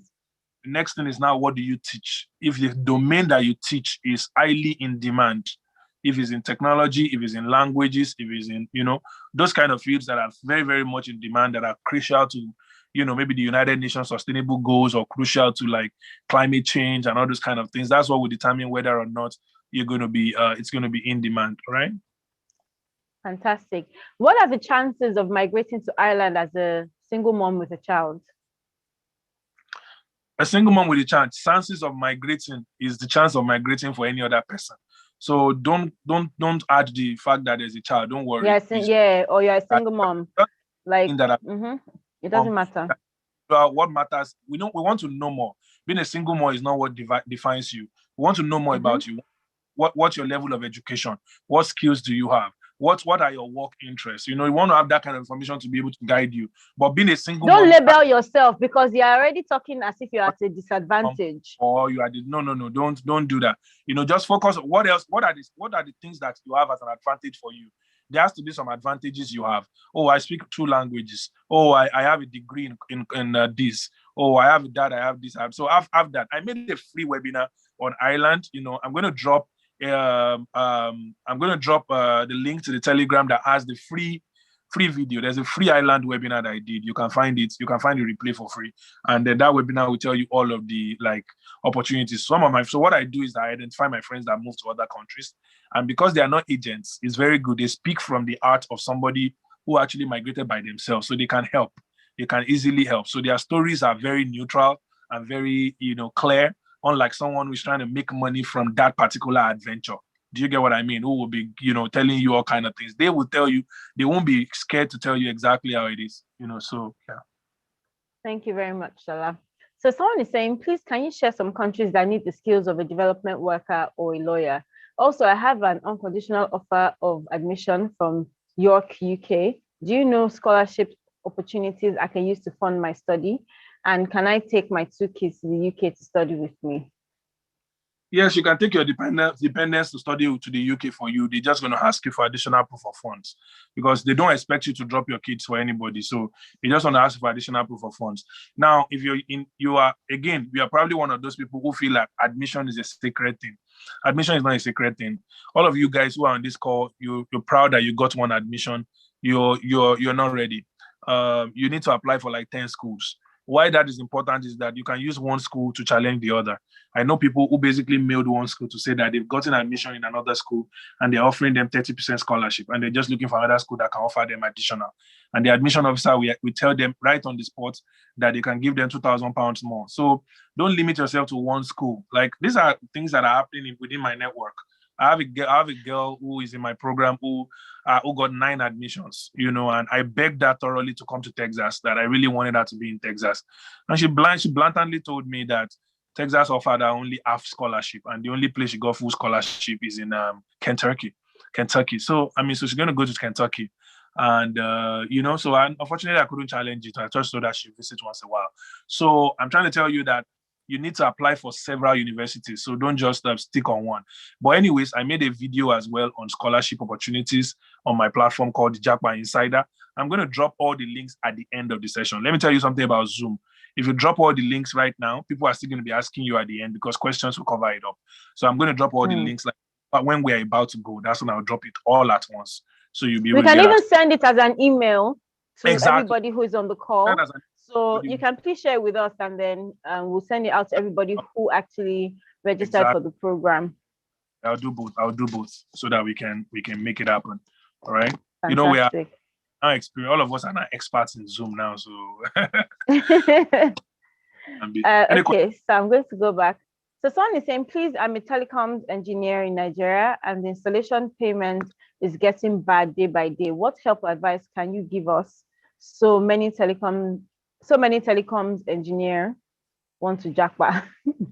Yeah, I know, right? Yeah, by all means, I'm happy to speak to you guys and with whatever subgroup you have and all of that. But telecom engineers, what I always tell them is that they need to find out what's going on around the world, and then preferably, I had a telecom engineer friend who I sort of advised to move into cloud technology so that our opportunities can be better increased. So she was a tower engineer. She used to climb masts. And I basically encouraged her to go on to cloud. And today, she's She's a cloud engineer. She worked with Guarantee Trust Bank, and then she moved on to a startup, and then she's on her way, hopefully, out of the country very soon. So you want to consider like opportunities or careers that are very close to telecom, but that provide you. I don't know what work you do as a telecom engineer. Some are network engineers, some are like, tower engineers. They're like subgroups around that as well. But you want to find out what the next level of that work is, in developed countries, and then get some training and certifications on that. But already as an engineer, you have the opportunity to migrate to other countries. So the key thing here is the part that I don't enjoy most is when the webinar gets to, I'm a fashion designer, where do you think I can go? I'm an engineer, where do you think I can like you are going to spend forever like trying to analyze where each person can go, but the overall principles I've shared can show you already that if you like, spoke about research, I spoke about making Google searches, I spoke about like getting to the websites of the countries you want to go to, and basically taking on like each of their finding out what exactly they have to offer. Now, if you're typing questions, I'm really depending on Ife to tell me what those questions are. Of course, I'll read them out. So this is another, I have another question on where can I move to, but this one is more specific. So she's saying that her and her husband are Spanish, so that means they have like the citizenship, right? So, but I don't want to have to move to Spain for language barrier. What other European countries can she move to? Well, I'm sorry, but I really need to get more context on you. You don't want to move to Spain because of language barrier. I want to understand what exactly is going on right there, because you have that opportunity of being a first-class citizen of Spain, and Spain is not a bad country at all. Madrid is a lovely place. But again, you might be tired of it. Like, there's some people who are UK British citizens who are just like, I just don't want to live in London, or I just don't want Manchester. I just want, So I advise people as well who maybe need a change of perspective about where they have opportunities, what they don't like. Anyways, if you're a Spanish citizen, you are an EU citizen as well. So you can live in Germany, you can live in the Netherlands, you can live in wherever you want to live. But if you need specific conversations around maybe how to identify economic opportunities that will make it more conducive for you. But if you are Spanish, and the main reason is because of the language barrier, then we need to have a conversation basically about the fact that should be your advantage. Like, you literally should be in a 6 months language program. Like, you need to push yourself. Why? Because you literally could be the advisor to like the Prime Minister of Spain, So why are you not considering that? Why is that not an opportunity that you want to consider? And if you want to live other parts of Europe, that's also fine, because you can move around, Yeah. So I'd like to get that context to be able to help you on that. Okay. So someone is saying, for the Dubai work visa, I don't earn up to 2M monthly, but is it okay to have that money deposited into my account for the next 3 months and use as proof of funds? Yes, it's just totally okay.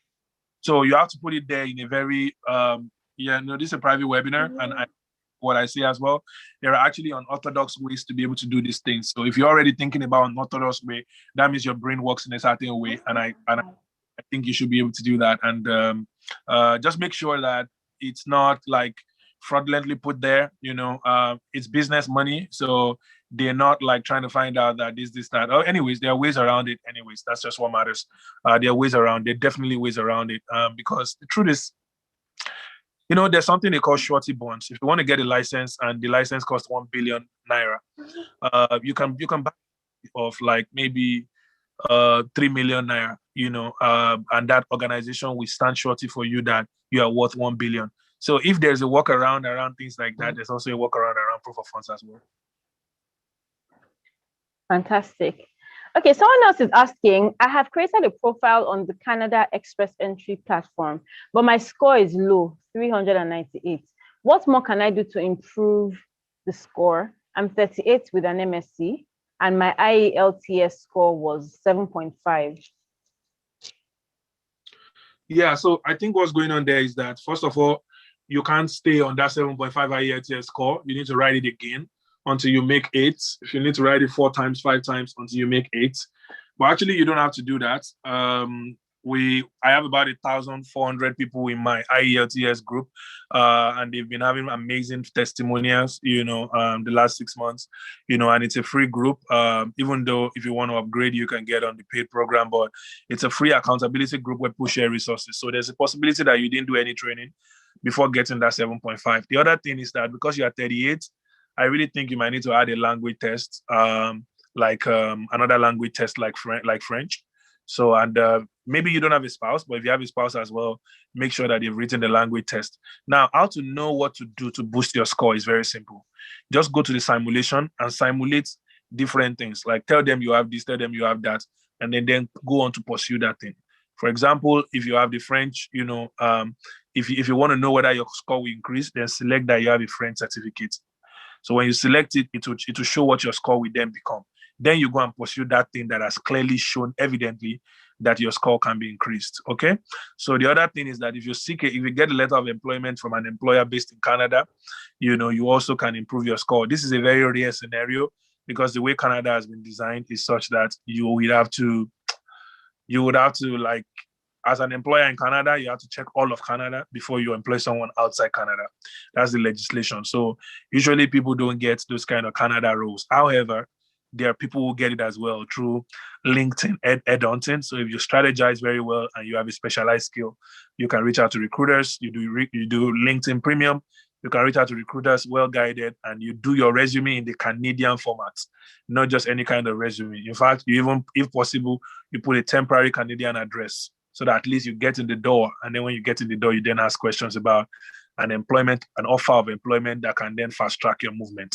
At least I know 2 people who moved from Microsoft. One moved from Microsoft, the other one moved from Siemens to Canada on an employment-based visa. So basically, you can do that as well. That can boost your score. But language, adding French TEF can help you. I have about 700 people in my French program as well. So you definitely can get into that kind of program, and there are new classes starting every month. So that can help you. Having your spouse, finding out if you have a direct relative or sibling in Canada as well can also help you to be able to increase your score. But the really important step is to simulate your score and see what exactly improves it, and then go in the direction of that particular thing. Okay. If you need more information, I'll put more information on the clarity sessions right there after the session. Those of you that are still asking for, I've said the way we do it is that I will post it at the end of this call, and I will also send it to Ife's team to also message every single person via email. So do not worry, you get all the links immediately after this call. Okay.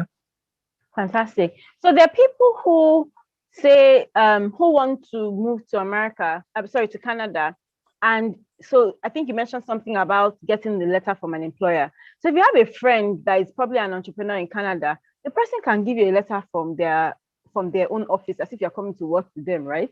So like that possibility. Exactly. That's I do it all the time because AGS Tribe is registered in London, right? And we'll get to a point where we can also help people who want to migrate, to the UK. We can probably we can't do it for everybody because obviously these things, they'll check it and everything. But we can probably even check it for like maybe 1 or 2 people to see that, okay, we can give them a letter as if maybe they are working with us and stuff like that. There's just different ways. You have to be smart. And I don't want to say things that will put me in trouble later. But you have to be smart, about these things and look for different ways to go over different hurdles. Yeah. So part of it is that, these countries have a minimum amount you have to put in the offer letter as salary. So people have been beaten in so many ways. I've had all kind of cases, right? An employer writes a letter of employer for somebody. There are fears that, you put there that are going to pay the person 40,000 euros, but all of you know that is basically just, an arrangement to help the person get into the country to be able to work within that company. Because if a company files for you, that's the company you have to be working at. Immigration guys are not silly. They know what they're doing. So usually, like, if your friend has a company, like, you want to really discuss that you'll be working with the person, because if you're not going to be working with the person, you're violating the terms of your visa. But it is actually possible you can get that letter of employment as long as they're able to commit that they can pay for it. And there's something they call eligible employers in Canada. The employer has to have registered with the immigration as an eligible employer so that they will have onboarded them about what it takes to hire somebody. That person must put out a job role, advertise it for a couple of months in Canada, and maybe they could not find, that kind of intentionally could not find somebody in Canada who can do that role. So as a result, they're now hiring you, and then there is a basic amount that they have to pay you for them to be able to bring you to Canada. And that company as well will submit the proof of fund to be able to make that happen. But as I've said, all these things can be unorthodoxly arranged, in quotes. Like literally, if you are investing in a startup, that startup can file for you in Canada. That's the truth. Because you can join an angel investor network in Canada that can bring you to Canada as an investor. So these are all very interesting things. Particularly, you see, one thing about Nigeria is that there are very few people who are in their, in their late 20s or early 30s who are accomplished. Even from a financial standpoint, there are very few people. So usually you get to 40, 45 before you get it right. And then you have only maybe another 10, 15 years to live an healthy life before you start coming down with all kinds of things because of the Nigerian situation. So essentially, what am I saying? Those who have money are not young. Those who are young don't have money. Like there's a major mismatch.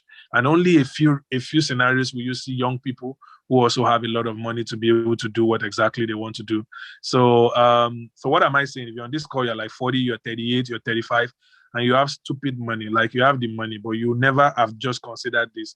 This is the time to actually do so. And there are pathways to be able to get this done. You basically can invest in a company that's a Canadian company, join an angel investor network, and from there, you can actually be considered for it to start first as like a work permit or something, and then look, there's nothing wrong with a work permit. 2-3 years of being legal in a country, you will figure out what it takes to become a resident. That's what I did.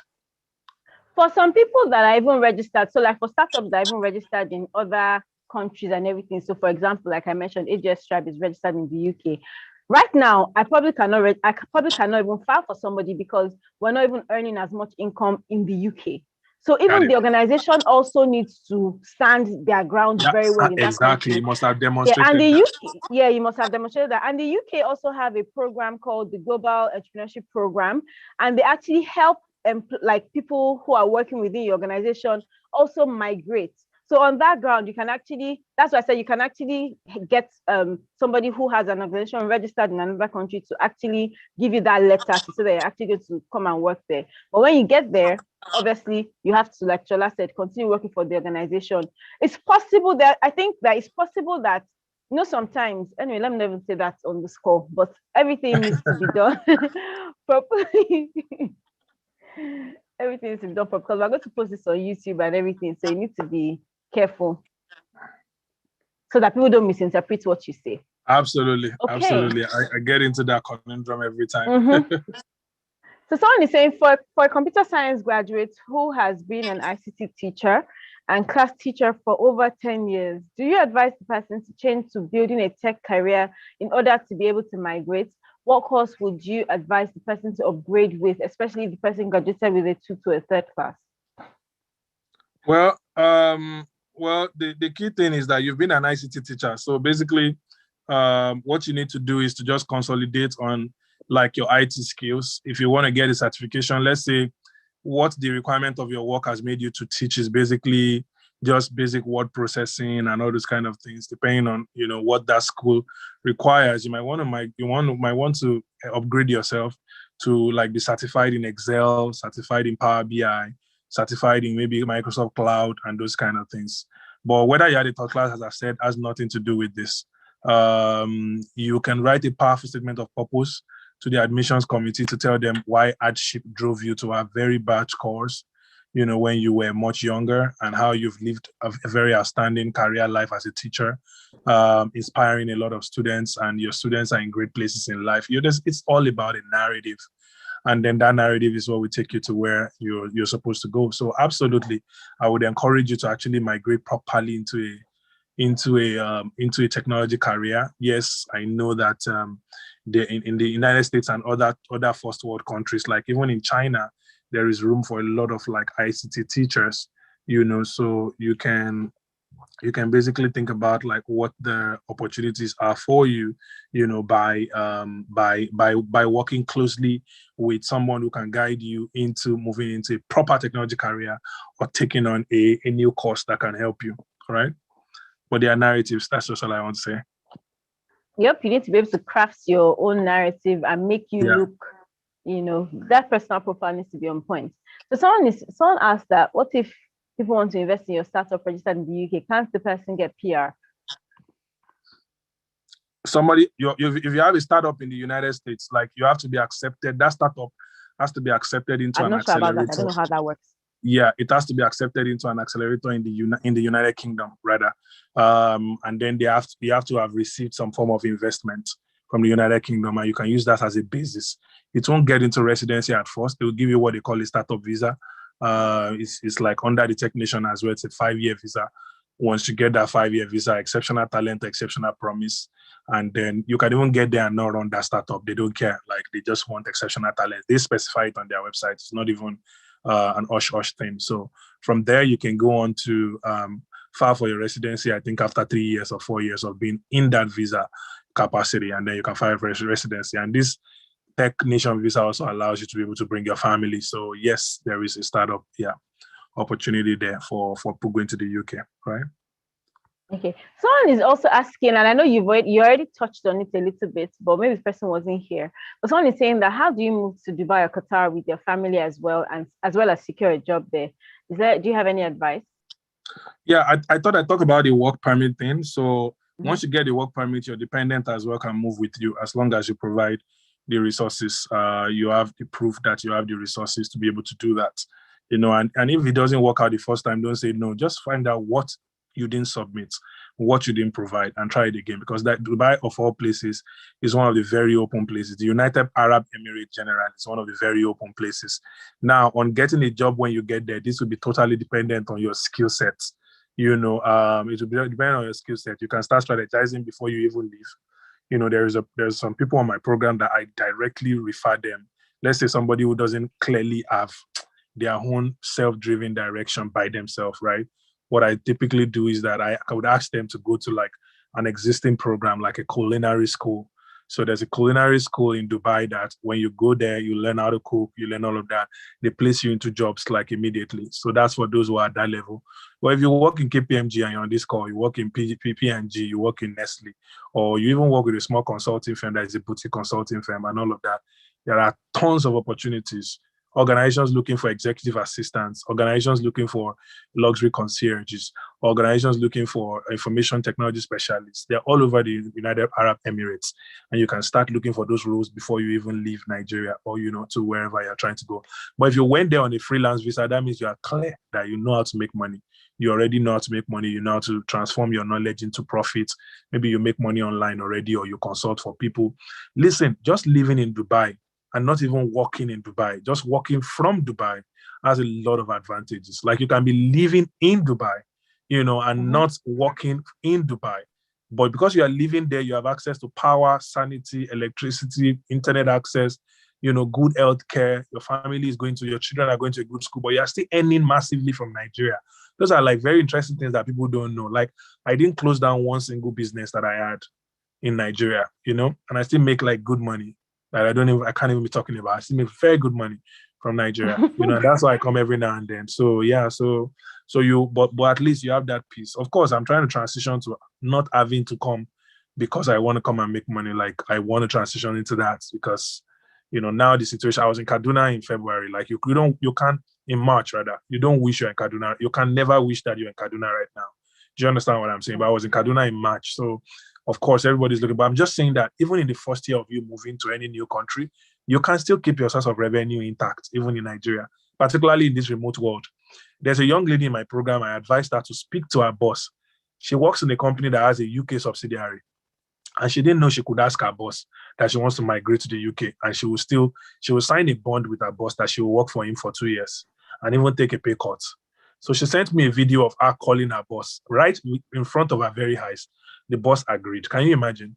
So they're going to be filing for her. And as long as the guy is like, but I don't think this is a problem because you'll still be working for me, right? And she's like, yes. And if you keep to your word and you're not somebody that will get there and then go and misbehave and then leave the company, it's nothing. People sign this kind of bonds to work in Microsoft. Literally, if Microsoft files for you from Nigeria, you are on it. If you are fired at Microsoft, you have to go back to Nigeria. So that's literally what work-based visas actually are. So that's why you have to be committed to that company until it's time, and then you transition into receiving your residency at the end of the day. Do you understand what I'm saying? So yeah, it's definitely what I don't even know how we got to that point. I think we started from Dubai and now we've landed somewhere else. Thank you. So someone saying, please, what are your recommendations for elderly retired people for migration who don't have that much money? So basically people who are living on their pension. Is the person, I would really be happy if the person is the one on this call or they're asking for somebody. I want to know, so because I have a mom who as well is going to be like retired in like 3-4 years or so. And is it 3-4 years or 5 years now? And there are a couple of options that we're thinking for her. So if you are the one, okay, she's asking for her parents. Yeah. So the first step is that you need to move if you have not already moved. So you need to move. So if you move, find the shortest pathway to citizenship in whatever country you are. All of those countries have a guidelines for bringing your aged parents. All, not one, all. And they do it very fast for aged parents and for children. They do it very fast. And guess what? When you get to that country, they'll get a job, a good job. Oh, my mom moved to London this year. So my mom moved to London this year, but she's British, so her own scenario is different, right? But let's say she wasn't even British. She's gotten a job. Like she moved January 1st. I think by January 9 or so, she had gotten a job. And I was just like, Jehovah. Meanwhile, she had been in Nigeria. She had been working in Nigeria. My mom used to work in the government in Ogun State and everything. So obviously when this new government entered, obviously after some time when they are trying to remove their people and put new people, everything, obviously she couldn't work in the agency that she used to work in before. So she moved to Lagos and she was also trying, some contracts and stuff like that, which they had approved. But when COVID hit, all the contracts were canceled and stuff. And my mom, she's very agile, she's very mobile. So she was thinking, what will she do now? She started a business, like a salon and everything in her estate because she lives quite far. When she saw that the money was not coming in the way she would have imagined or the way she would have wanted, almost she Japa though. She went to London and she got a job within 9 days. So trust me, you can do it. And my mom is almost 60. So there are things that there's something for everybody. Yeah. As long as you're not lazy, there's something for everybody. And the truth is, you might get there, you might not get the job of your heart's desire. Do it. There's nothing I've not done. I've washed plates, I've served like in a burger store, all kinds of jobs. I've knocked on doors, done door-to-door sales, all kinds of things. But all those things have helped me build the stamina that I have today. I've worked in an office where you could not even slouch or sit down when you get into work. If you slouch, you do press-ups, 10 press-ups. If you like, it was like, military training. You can't just be tired by mistake. They just say, oh yeah, jog on the spot. And you have to. But those things built me. Like my mom, after some time, my mom said, if I don't understand, what kind of job is this? What are you doing? I said, I'm going to be a manager. They're going to promote me. I'm already a team lead. They did it. So trust me, there's a job for everybody. Anyway, one of the things that continues to amaze me about you is how vulnerable you can get with people and how vulnerable and how you share. I mean, that's why people love you, even on Instagram. And of course, there are other people who don't like you, but I mean, that's normal, right? So, but yeah, I mean, that's one of the reasons why people love you, because you can be vulnerable. And I didn't think we would get to that point today, and I try not to say it in large meetings, but the truth is, when you move to these new countries, there's dignity in labor, all right? And if you are somebody who is trying to still figure out your path, I know people who have worked in libraries, who worked in libraries, who worked in boarding houses to help students arrange their clothes and all of that, but they are engineers who are trying to finish up a certification, or they are registered nurses, or they are people who are trying to pass their registered nurse exam, or there are people who are trying to convert their credential. They don't think about their high estates, where they are coming from. They just think about, okay, what is about to happen? And it's part of the wisdom of life to be able to go low before you go high. And there are some people who will find it out, who will find it easy. The first 2 months I got here, I already organized events in downtown Dallas, brought the vice president of AT&T, do all of that. Everybody's story would not be the same. But there are things that you would need to do to be able to get on. And once you are legal, it's better. It's when you are illegal and you are doing those kind of jobs that you feel much worse, because you just feel like anything can even happen on this job. But when you are legal, I have a gentleman. I won't tell you his name. I don't need to. Is going to be is on a path to becoming a data scientist. He's a green card holder. His wife filed for him. He fell in love genuinely. I always tell people we have this term in my program called fall in love genuinely. Like if you are single on this program, you are single and you don't have a serious relationship yet. So because I don't want to break people's relationship, you are not dating, you're not in a relationship yet. Please don't date somebody without an advantage. I'm telling you, marry with sense. I'm telling you the truth because both of you will now be at the same look. I mean, people say when I advise people like that, they're like, "Oh, your own wife, did you have?" No, my wife did not, but we know what we had to go through to be able to get on to where we are. But if it was British since I'm married now, maybe I have to go through all of those things, right? But me and my wife, we still have to, we weathered it out, right? We weathered it out. So yes, if you have somebody that you're willing to weather it out with, good. But if you're not yet married, marry with like sense, like genuinely fall in love with someone who is abroad. Like when I say genuinely fall in love, you know what I mean. So, who is abroad? That's so funny. yes, I'm telling you, that has the no, because you know what your dreams and your goals are. So basically, like make friends. Look, you will not marry your enemies. Your friend you will marry, right? So basically, make friends. Decide who will be in your circle. By the time the people in your circle are all people in different places, like I'm not saying be a desperado. That's not what I'm saying. I'm just trying to say that long and short, this gentleman is here. Don't let me forget his story. He's a green card holder. But he just got here 4 months ago. He has started learning data science, like last month, and he will get a data science job soon. But right now, he's doing a $30 an hour job in a shipping company, and $30 an hour is even higher than what a bank manager in Agodi branch of one of your banks, of some of your popular banks actually earn, but it might look a little too small around here and everything compared to what other people are earning. It's not even small. Even in America, it's actually not small. That means because minimum wage is about $12 or $300 a day. Yeah, that is fantastic. So in a month, so if you're earning $300 a day, so 3 times 5, so that means in a week he's already earning $1,500. Yeah, so he's in a month. You're doing almost 6K. Girl, I don't want to get to like the issue of like how much you can make because there's just so many. There's some. I mean, it's just crazy. Like the earning potential. Do you know that the amount they use to mow lawns in America, the amount that the entire country uses to mow lawn is more than the GDP of India? You understand? Like the entire productivity, gross domestic product of India. The money they use to mow lawn is in America. Like that people used to mow their lawns is more than that. So the standard of living is so high, that people work in McDonald's and they earn better than bank managers in Nigeria, and they can earn a living, buy a car, get good healthcare and all of that. So I'm just giving you like examples and insights into this. But imagine you're now moving as a skilled person that we've been talking about since the beginning. Like you get here and you move on to start earning 8, 10, 12,000 a month. And for the first time in people's life, when they move here, they have true savings. For the very first time, they actually make savings. There are a lot of people who work in Nigeria, they work for 9 years, they can't save a dime. The reason is because there's not even enough to save, the circumstances, the things you have to provide for yourself and everything. It's just really crazy. But I try to talk people from the point of assuming that it's not hardship that is chasing them, even though I know hardship is chasing a lot of people. But in order to give respect and to a few people who will go like, it's just talking about hardship, you want to try to talk about the fact that like everybody is okay, but we still want to move, right? Even though we know everybody is not okay. You know what I mean? Yeah. So. Wow, this is some good. In fact, even me, I'm thinking, are you sure you will not start thinking about going to America? Even me that have British passport. Yeah, I don't do your course in data science. Science. I start earning. And that's the truth. My friend studied biochemistry with me in my school. She went to America. She got a mad job in like JP Morgan. But that JP Morgan job is even beneath her now. Now she earns over 200K. And that's her day job. In the night, she does like consulting because now she's like a scrum manager.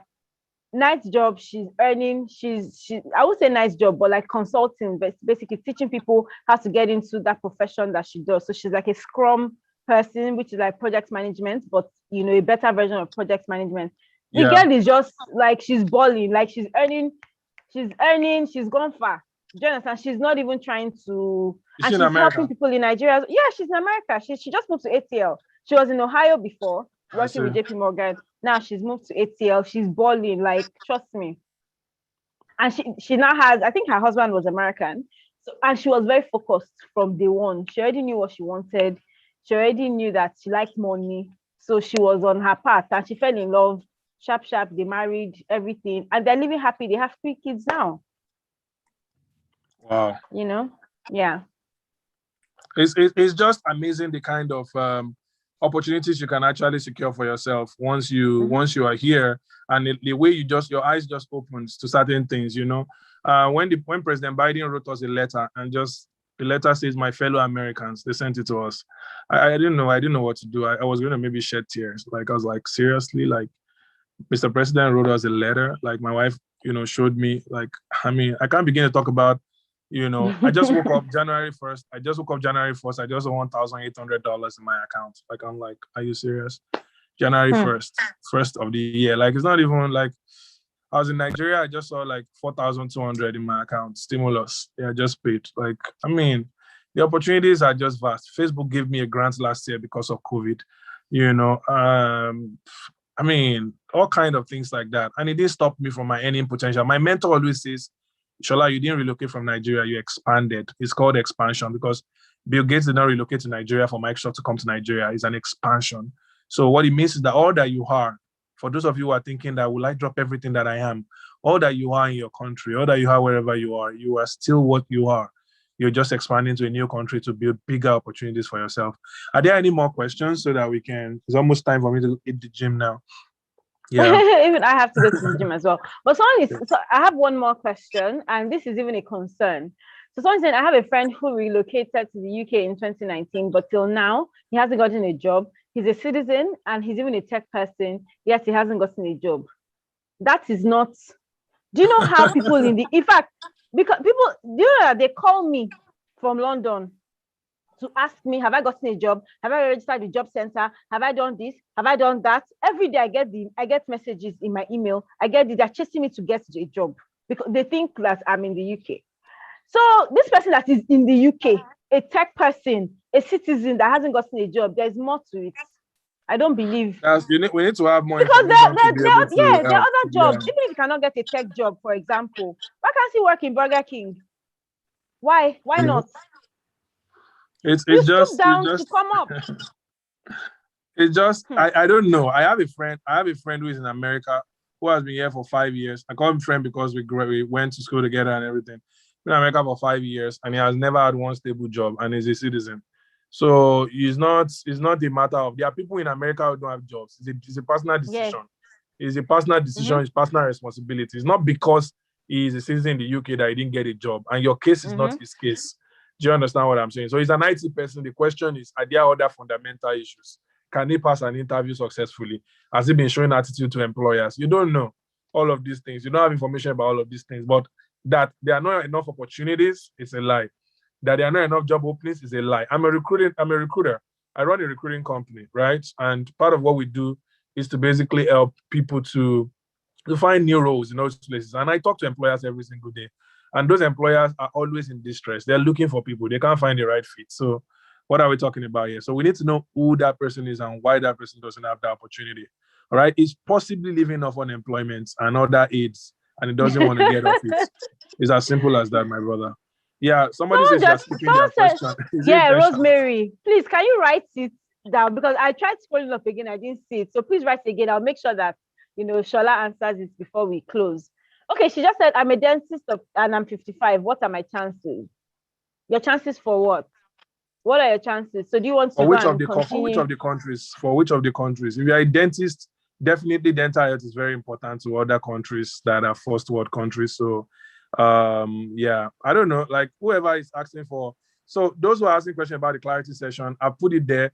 It's normally over $300. It's been discounted to what it is right now. So take it if you can. It's not for everybody. I run free sessions every now and then. You can track me on the internet and find out the next place I'm going to do a free session and be there and ask questions there as well. I'm going to be on Recall for Men conference on May 29th. Check it on my Instagram. You'll be able to see. My migration group is totally free. So you can join that, But anything I write here is what it is non-negotiable. For 24 hours, I'm bringing it down from $300 to $95. It will charge you a card fee of $4. I think so, $99 in all. If you want to do a clarity session, you can bring your family members as well into that. And then the exclusive migration group is right there. It's 40,000 for a whole year. You'll be on Telegram with me. You can ask any questions throughout the year. And then, of course, the Migrate with Data Science program is right there as well. You can fill the form. It's an expression of interest. So feel free. Don't be scared to fill the form. Fill the form and you'll be invited to an information session to learn about the program even more. And then you can download Vesti. Make sure you do so, because if you deposit money on Vesti and you save money on Vesti, you will be considered for credit when it's time for your relocation. Also, you can pay for wares and service fee on the platform. It's pretty easy to use. If you have any challenge, send an email to help@wevesti.com, help@wevesti.com, to be able to learn anything that you need to learn. And Ife is also going to be mailing these links to everybody. My IELTS and French group links are inside my migration group, so I don't want to share them individually. We don't like people going to the IELTS and French group directly without coming to the main group first to know why they are there. So the best thing is to go to the migration group. It's free to join, and then from there you can move on. All right. So this is the clarity session. A discount is only open for 24 hours to tribers and to members of this webinar who I think are now tribers, right? So eventually, eventually you should be able to get on that opportunity. All right. So yeah, there are also bank options there. If you write me an email at sola@amusan.ai, that's my email right there. My assistant is going to get on it right away to help you. But if you go to the link for the exclusive group, you will see that there is a Naira payment option. But for my migration program, usually there is no Naira payment option. But if you send me an email, I might be able to find a way to do that. All right. So yeah. Shola, please, there are still few questions, I beg, please. Before, because you're already rounding up, I can feel it. But yeah, because it's 6:22. I know, sorry. I was going to end at 12:30. So someone is asking, how can a military person Japa? That's one. Secondly, if I go for a master's degree in Ireland, can I go with my husband as a dependent, and just like it is in the UK? Yeah. So if you want to move to Ireland, just like it is in the UK, you can move with your dependents. The first thing is that you get if it's a petition that is being filed from Ireland itself, then they're going to ask you to include your partner. Now, if you're applying for the visa as an individual solo visa, you're still going to put your status there, and they're going to ask you to put the details of your spouse. So the reason they ask for all those details eventually is so that you'll be able to invite them. Do you get the idea? Like, so for example, you can make sure that you settle it before you even leave. Or if it's an employment-based visa that you have to go and resume first for like a month, then you can begin the process of getting your spouse to come. How can a military person move? Military person is first of all a person before he's a military person. So I don't particularly know if there are additional advantages, because the military is so sensitive that you are like, they even ask you to denounce the citizenship of other countries and all those kind of things. So maybe first, it's an employment, so maybe you want to de-enlist first, but you want to see what your pathways are as a person first, as a person. So start looking at if it's education you want to go through, if it's this, if it's that, and that background can help you. Also, if you're a military person and you start a security company that is focused on security as an entrepreneur, you might be able to get an entrepreneurship visa. If you get on the board of a company that is a tech company that's focused on security. So there are different ideas, but you need to sit with a strategist, like someone like Ife, to brainstorm with you on what are the specific things you can do to actually make yourself a person of value, a person of interest for that purpose. But I don't know if there are any military programs specifically, that are asking for, okay, ex-military people from other countries can come and join us. Maybe I'll read that up and be able to answer that in the future. So someone is asking this, and this is someone on my team, so I have to ask. So she's saying, if I get a C1 certificate from a British Council exam, does it help my chances in any way for working as a writer in the UK or anywhere else? You might watch how to Japa from Nigeria. Hey, who is that? Oh, I think that's blessing. It's like she has got to go and tell her husband that still there's something happening. Yeah. I like that energy. She's have to Japa from Nigeria. That's so funny. Okay. Yeah. So this person is assuming I know what a C1 certificate is, so I don't. So tell me, is that a language certificate, a proficiency certificate for languages, or what? What is that? If she can tell us that. Tolu, you need to tell us. If you can unmute her. Yeah, maybe she can. But if I hear British Council exam, it sounds like it might be an English language related exam. Yeah, it is a language exam. Okay, so by all means, take it. What you need to find out is there's something called eligibility requirements. So for whatever program you're trying to apply to the United Kingdom, if C1 is listed as part of the requirement, then obviously it's worth it. Also, an employer could find it really, really useful. But at this point, as I stand right now, I might not be able to say what program specifically requires C1. Do you understand what I'm saying? So yeah, in the marketing of the C1 program, the marketers of that program should be able to answer that kind of question. Like, for example, there's nothing wrong in visiting the British Council, we just think that we can't ask those questions. Like, hello, I want to move to the United Kingdom within the next 3 years, and I'm planning a few things, and I want to learn if this, because you're paying for the exams anyway. Look, they're looking for people of value. That's the truth. And I've said this times with that number. So you don't have to like limit yourself. You can go there and ask those questions. Actually, literally ask those questions. Like the US Public Affairs section, you can talk to them about migration opportunities, about immigrant migration opportunities, and they will give you a document that explains everything. Yeah. Thank you very much, Shola. Another question, there you go. Things will just be coming up. So my uncle has a stay of over 30 years. What's the best way to migrate through him as a dependent? Is your uncle. You are not his dependent, actually, except he adopts you as a child and he files proper adoption papers and you are not yet up to 21. If you are not yet up to 21 and he files for you, before you are 21, then you are fine. Even if you are 30 or 40 before the thing gets through, you'll still be able to move to the US. But as your uncle, he can't file for you as a relative, like to move you to the US as an immigrant. No, but you can ask his friends who have companies, to give you employment and do an employment petition. You can literally, show you companies that are hiring who can do H-1B and any of the other visa types that I've said earlier. And of course, certainly if you make it to the US, you have a good landing pad because you have an uncle who has been here for 30, 40 years, but he can't file for you directly. I'm sorry. Okay. Shola, someone is asking how people can enroll for the data science course, but I'd like to even say that you should give AGS Tribe Gold members discounts for this course. For the course, right? Yes. But how much is the course and how can people enroll? Yeah, the program, I put the link already in the posting that I made earlier. Migrate with Data Science and AI, www.covenworks.com/2021. The program normally costs 200,000. It's discounted already from 1 million. The same program, I run it in the US for $8,500, but that's the US as we have said. So no need to be harassing anybody with dollars, right? But in Nigeria, the program normally costs 1 million. Because of economic reasons, we broke it down to 200,000. It's a 3-month program. Compulsorily, you have to do the program for 3 months, 2 weeks every month for 3 months. And then there's an information session that explains this. We do it every Thursday and Saturday. There's probably one that's finished this morning now. So you'll be invited to the information session if you register. Now, I don't know what Ife can get. Ife knows how to get. Ife can get stuff from me. So definitely for AGS Tribers, we can work out a discount. And AGS Tribe Gold members. So upgrade to gold. Members. AGS Tribe Gold members. You can get a discount for that purpose. So Ife and I will work out the modality for that. It's already heavily discounted, but Ife can't talk to me and I'll say no. So yeah. Exactly. Even me, I think I'm going to register for that course because I have to be boosting my skills. I have to be hot cake from all angles. Are you sure you won't have time? That's the thing. So someone is saying, what opportunities are there in Canada for someone for someone in the international development sector?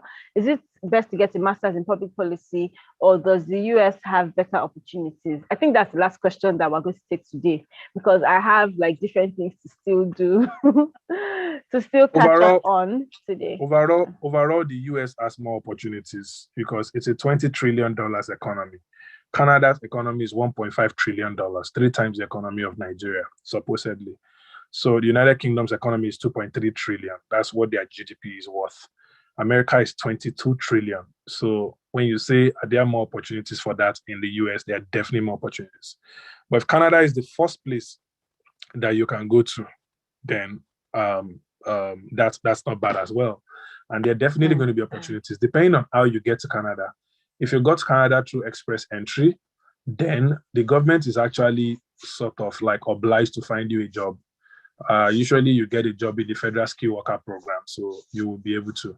But if you're not using the express entry and it's education you want to use, a master's in public health or public policy is not a bad idea at all. But if you're going to do it in Canada, why don't you consider doing it in America as well, or America instead?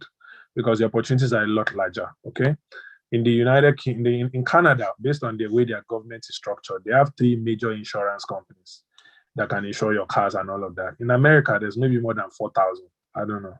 So think about that. Like a friend of mine who lives in Manitoba, we're talking, and it was during the pandemic, and we're like, oh, you just order food in and you just buy food, you just do this. And we're just joking about it. It's like, it's not like America. This is Manitoba. So yes, Canada is a great option for somebody who wants to like go straight to residency, because they have like those interesting residency options. They are trying to get people into their economy. All right. It's important to know that. Okay. But the economy is not large enough. And that's why they keep wanting people to come in. The land mass is so large, but there are only 35 million people. It's just the size of Lagos and Ogun State in terms of population. So, and where you don't have enough population, there are no sufficient markets. Do you understand? Unlike in America, where there are 300 million people and everybody is crazy about buying stuff. So if you're going to be an entrepreneur, for example, you want to think twice about whether Canada or the United States. But if that's where the opportunity opens up for you, make it your stepping stone. In fact, when you get to Canada, you will feel like, oh, Shola saying again. Are you sure that Shola was saying the right thing? But if you are in Canada and America, or you've been to America and you go to Canada, you understand like there is a huge difference between those economies and how quickly people respond to even things that you're trying to do. Okay? Thank you so much, Shola. We had such an amazing time. Like, you are obviously extremely knowledgeable about migration. I didn't even realize how much information that you had. Like, you're literally loaded. So obviously you've done a lot of research and you've consulted for a lot of people. And you didn't even mention your brother is also, will I say, a migration lawyer. So he's even helped people get into the US. So he's done like, I think, about 400 green card petitions. So that's also his co-founder. So his brother is the co-founder of Vesty, and he didn't mention that. So if people are trying to get their green card and all that sorted, they can help you.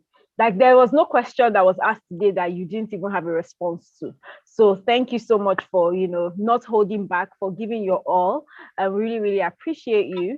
Thanks to everyone who came on this call. Thanks to everyone who also registered and downloaded the AGS Tribe app. If you joined directly from Instagram today, because we put the direct link today so that more people join, please download our app. We have so many amazing sessions like this weekly. Like yesterday, we had another session on how to improve your personal brand. Like, the knowledge and everything, the capacity building we invest in our community is enormous. So please join our community.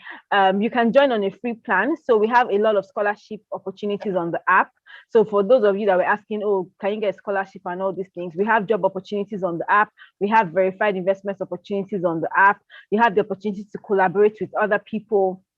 From next week, right now, groups are closed only to gold and silver members. But from next week, we're tweaking the app so that everybody can, join any group that they want to, and you can actually collaborate with like-minded people with specific interests. So there's a group on entrepreneurship, there's a group for career, there's an after that group, those gists that we're always talking about in my Insta stories and everything.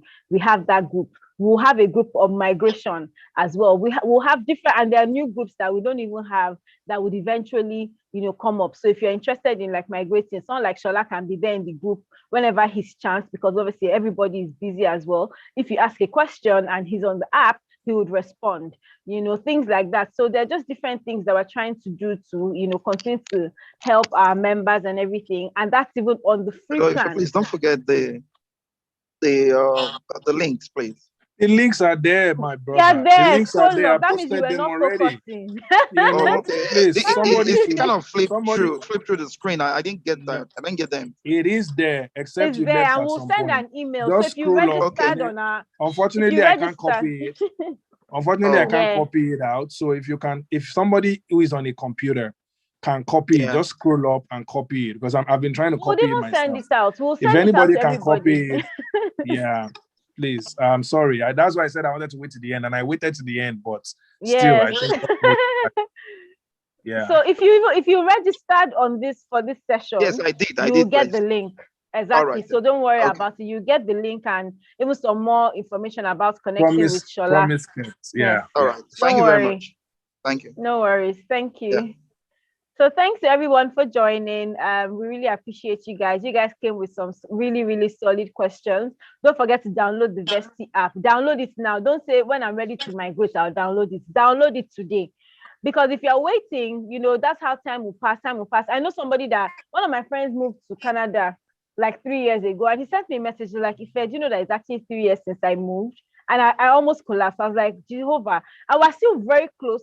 He's still very in touch with everything that is going on in Nigeria. He's still, doing his development and everything. And it's been 3 years. Before you know it, it will be 10 years. His kids will now start getting scholarship. They'll start doing well. They'll start doing this and doing that. And we will still be saying, oh, should we go? Should we not go? Should we do this? Should we not do this? So it depends. For the people that want to move, and we're not saying, sorry, can you guys mute yourself? So, Jesus Christ, she's still talking. Okay, I think someone has muted her. So for people that want to move, you can actually move. Do you understand? And we're just saying, know your options, because guess what? Anything can happen. The way Nigeria is going, we've been saying there've been issues, forever. Like we've been saying, oh, Nigeria sometimes it's hard and everything. But now with things that are happening, I'm actually getting a bit more scared that, oh, hope by God's grace, we will not go into a civil war, but God forbid, what if something like that happens? What are our options? What are we going to do? See when COVID happened, everywhere was shut down. People couldn't travel. Even people that had money could not travel, except you had access to a jet. And even people that had access to jets, they were doing it under G. It's not as if it was something that was open. Do you have access to a jet? What's going to happen if everywhere shuts down? Other countries can come with their repatriation flights and everything, but even with that, how many people can actually get on a flight? So you just need to know your options, know the options that are available to you, and have different alternatives waiting for you. So while we continue to develop Nigeria, please let's just have our knowledge, be ready, be prepared, and all that. Thank you, everyone. Have a nice day, and tell all your friends about this so that they can come and watch the replay as well. Shola, do you have any final words, any final thoughts? To share. Yeah, I just want to say that you owe yourself and you owe your generation this decision. Understand that the world is your oyster. The fact that you were born in one country doesn't mean that's where you have to die. Remember always that it's better to find a place to live for than a place to die for. And make every decision, make everything, do everything that you can to be able to fulfill your potential as a human, including moving to a new country if that's what it takes. Thank you so much. I'll see you guys. For those of you who can join my program on the 29th, Recall for Men, go check it out. I'm speaking at a masterclass there. And of course, make sure you download the Vesty app. It offers a lot of opportunities. Download it, sign up, and start using the Vesty app. And of course, Ife and I will announce some of the other things that we need to be doing together as an organization. I'm definitely very happy to join, like any groups that you guys set up, particularly for AGS Tribers, to be able to support you more. All the best, guys. And thank you so much. Bye. Thank you all. Yeah. Thank you. Wami saying bye. Like she's like, Mommy, be fast. We have a party to go to. All right. Bye, everyone. All right. Bye, guys. Thank you very much. Bye. Thank you, Ife. So Bye. Thanks, Shola. Bye. Thank you. Bye. Thank you. Bye. Thank you, guys. Bye, Everybody everybody. about Appreciate AGS it. Bye. we can't be bringing all this value and nobody knows about AGS Tribe. So tell everybody you know about our community. Bye. Bye, everyone. I see y'all. Bye. Thank you. I'm not auntie, please. I'm still young. Ife is okay. Bye. Oh, see your friends. Say hello. Bye, Mommy. Bye. Bye. Thank you, Shola. Is Shola still here? Shola did not say his age before we go. Shola did not say his age. You know that I'm actually older than Shola. With all the information, knowledge, and everything that he has, I'm actually older than him. He behaves as if he's like 10 years older. That means he's older than you now because he has all the information and knowledge. Yes, so my point is you can receive knowledge from anybody, older, younger. Yes, that's just it. And you know what? One thing about knowledge is that no matter the person that is giving it out, whether he's bigger or smaller, you have to just If something, please, Ife, can you hear me? Yes, I can. Please, I've been thinking of doing my MSc. Nigerian universities can just pursue somebody. Like, they tell you it's 1 year or 18 months, but next thing you're spending like 4 years in the school. I have Sorry, friends. I didn't get that. So, like, it's like your thing is breaking. Can you hear me now? Yes. Okay. I can't see your face as well. Is your video on? No, my video is not on. Oh, okay. You can continue. All right. I've been thinking of running my MSc here in Nigeria, but Nigerian universities are not helping matters at all. I have friends that enrolled in 2016 and they just did their defense this last week. Okay. Defense this last week, and they will tell you that it's like 18 months or less than a year, but then you find out that you're spending almost 4 years in school. Is that because of strike or what? Yes, not just the strike, the delays are much. Apart from, last year there was COVID, so nothing was done at all. Then the strike that's been happening, I think it happened last year too. But apart from that, there are other things that they do in schools that I don't understand. They will tell you that it's 18 years, but nothing happens in those schools. The thing is that I don't like us to focus too much on things that we cannot control. So with those kind of things, you can't really control that. Just look for how you can get that education that you want without having to do it through the traditional Nigerian maybe university. You can try out other options instead of just waiting and complaining and stuff like that. But now we post opportunities, we post scholarships all the time. Even the Dutch government has a lot of scholarship opportunities, full scholarship. They'll take you, even your family. They'll even give you money on top of that. So look for all these opportunities and apply for them. Yes, definitely. I've been looking into that. Yeah. All right. Thank you very much. Yeah, thank you so much. All right. So I'm going to end the call. Thanks to everyone for joining. Bye. Bye, guys. Bye-bye.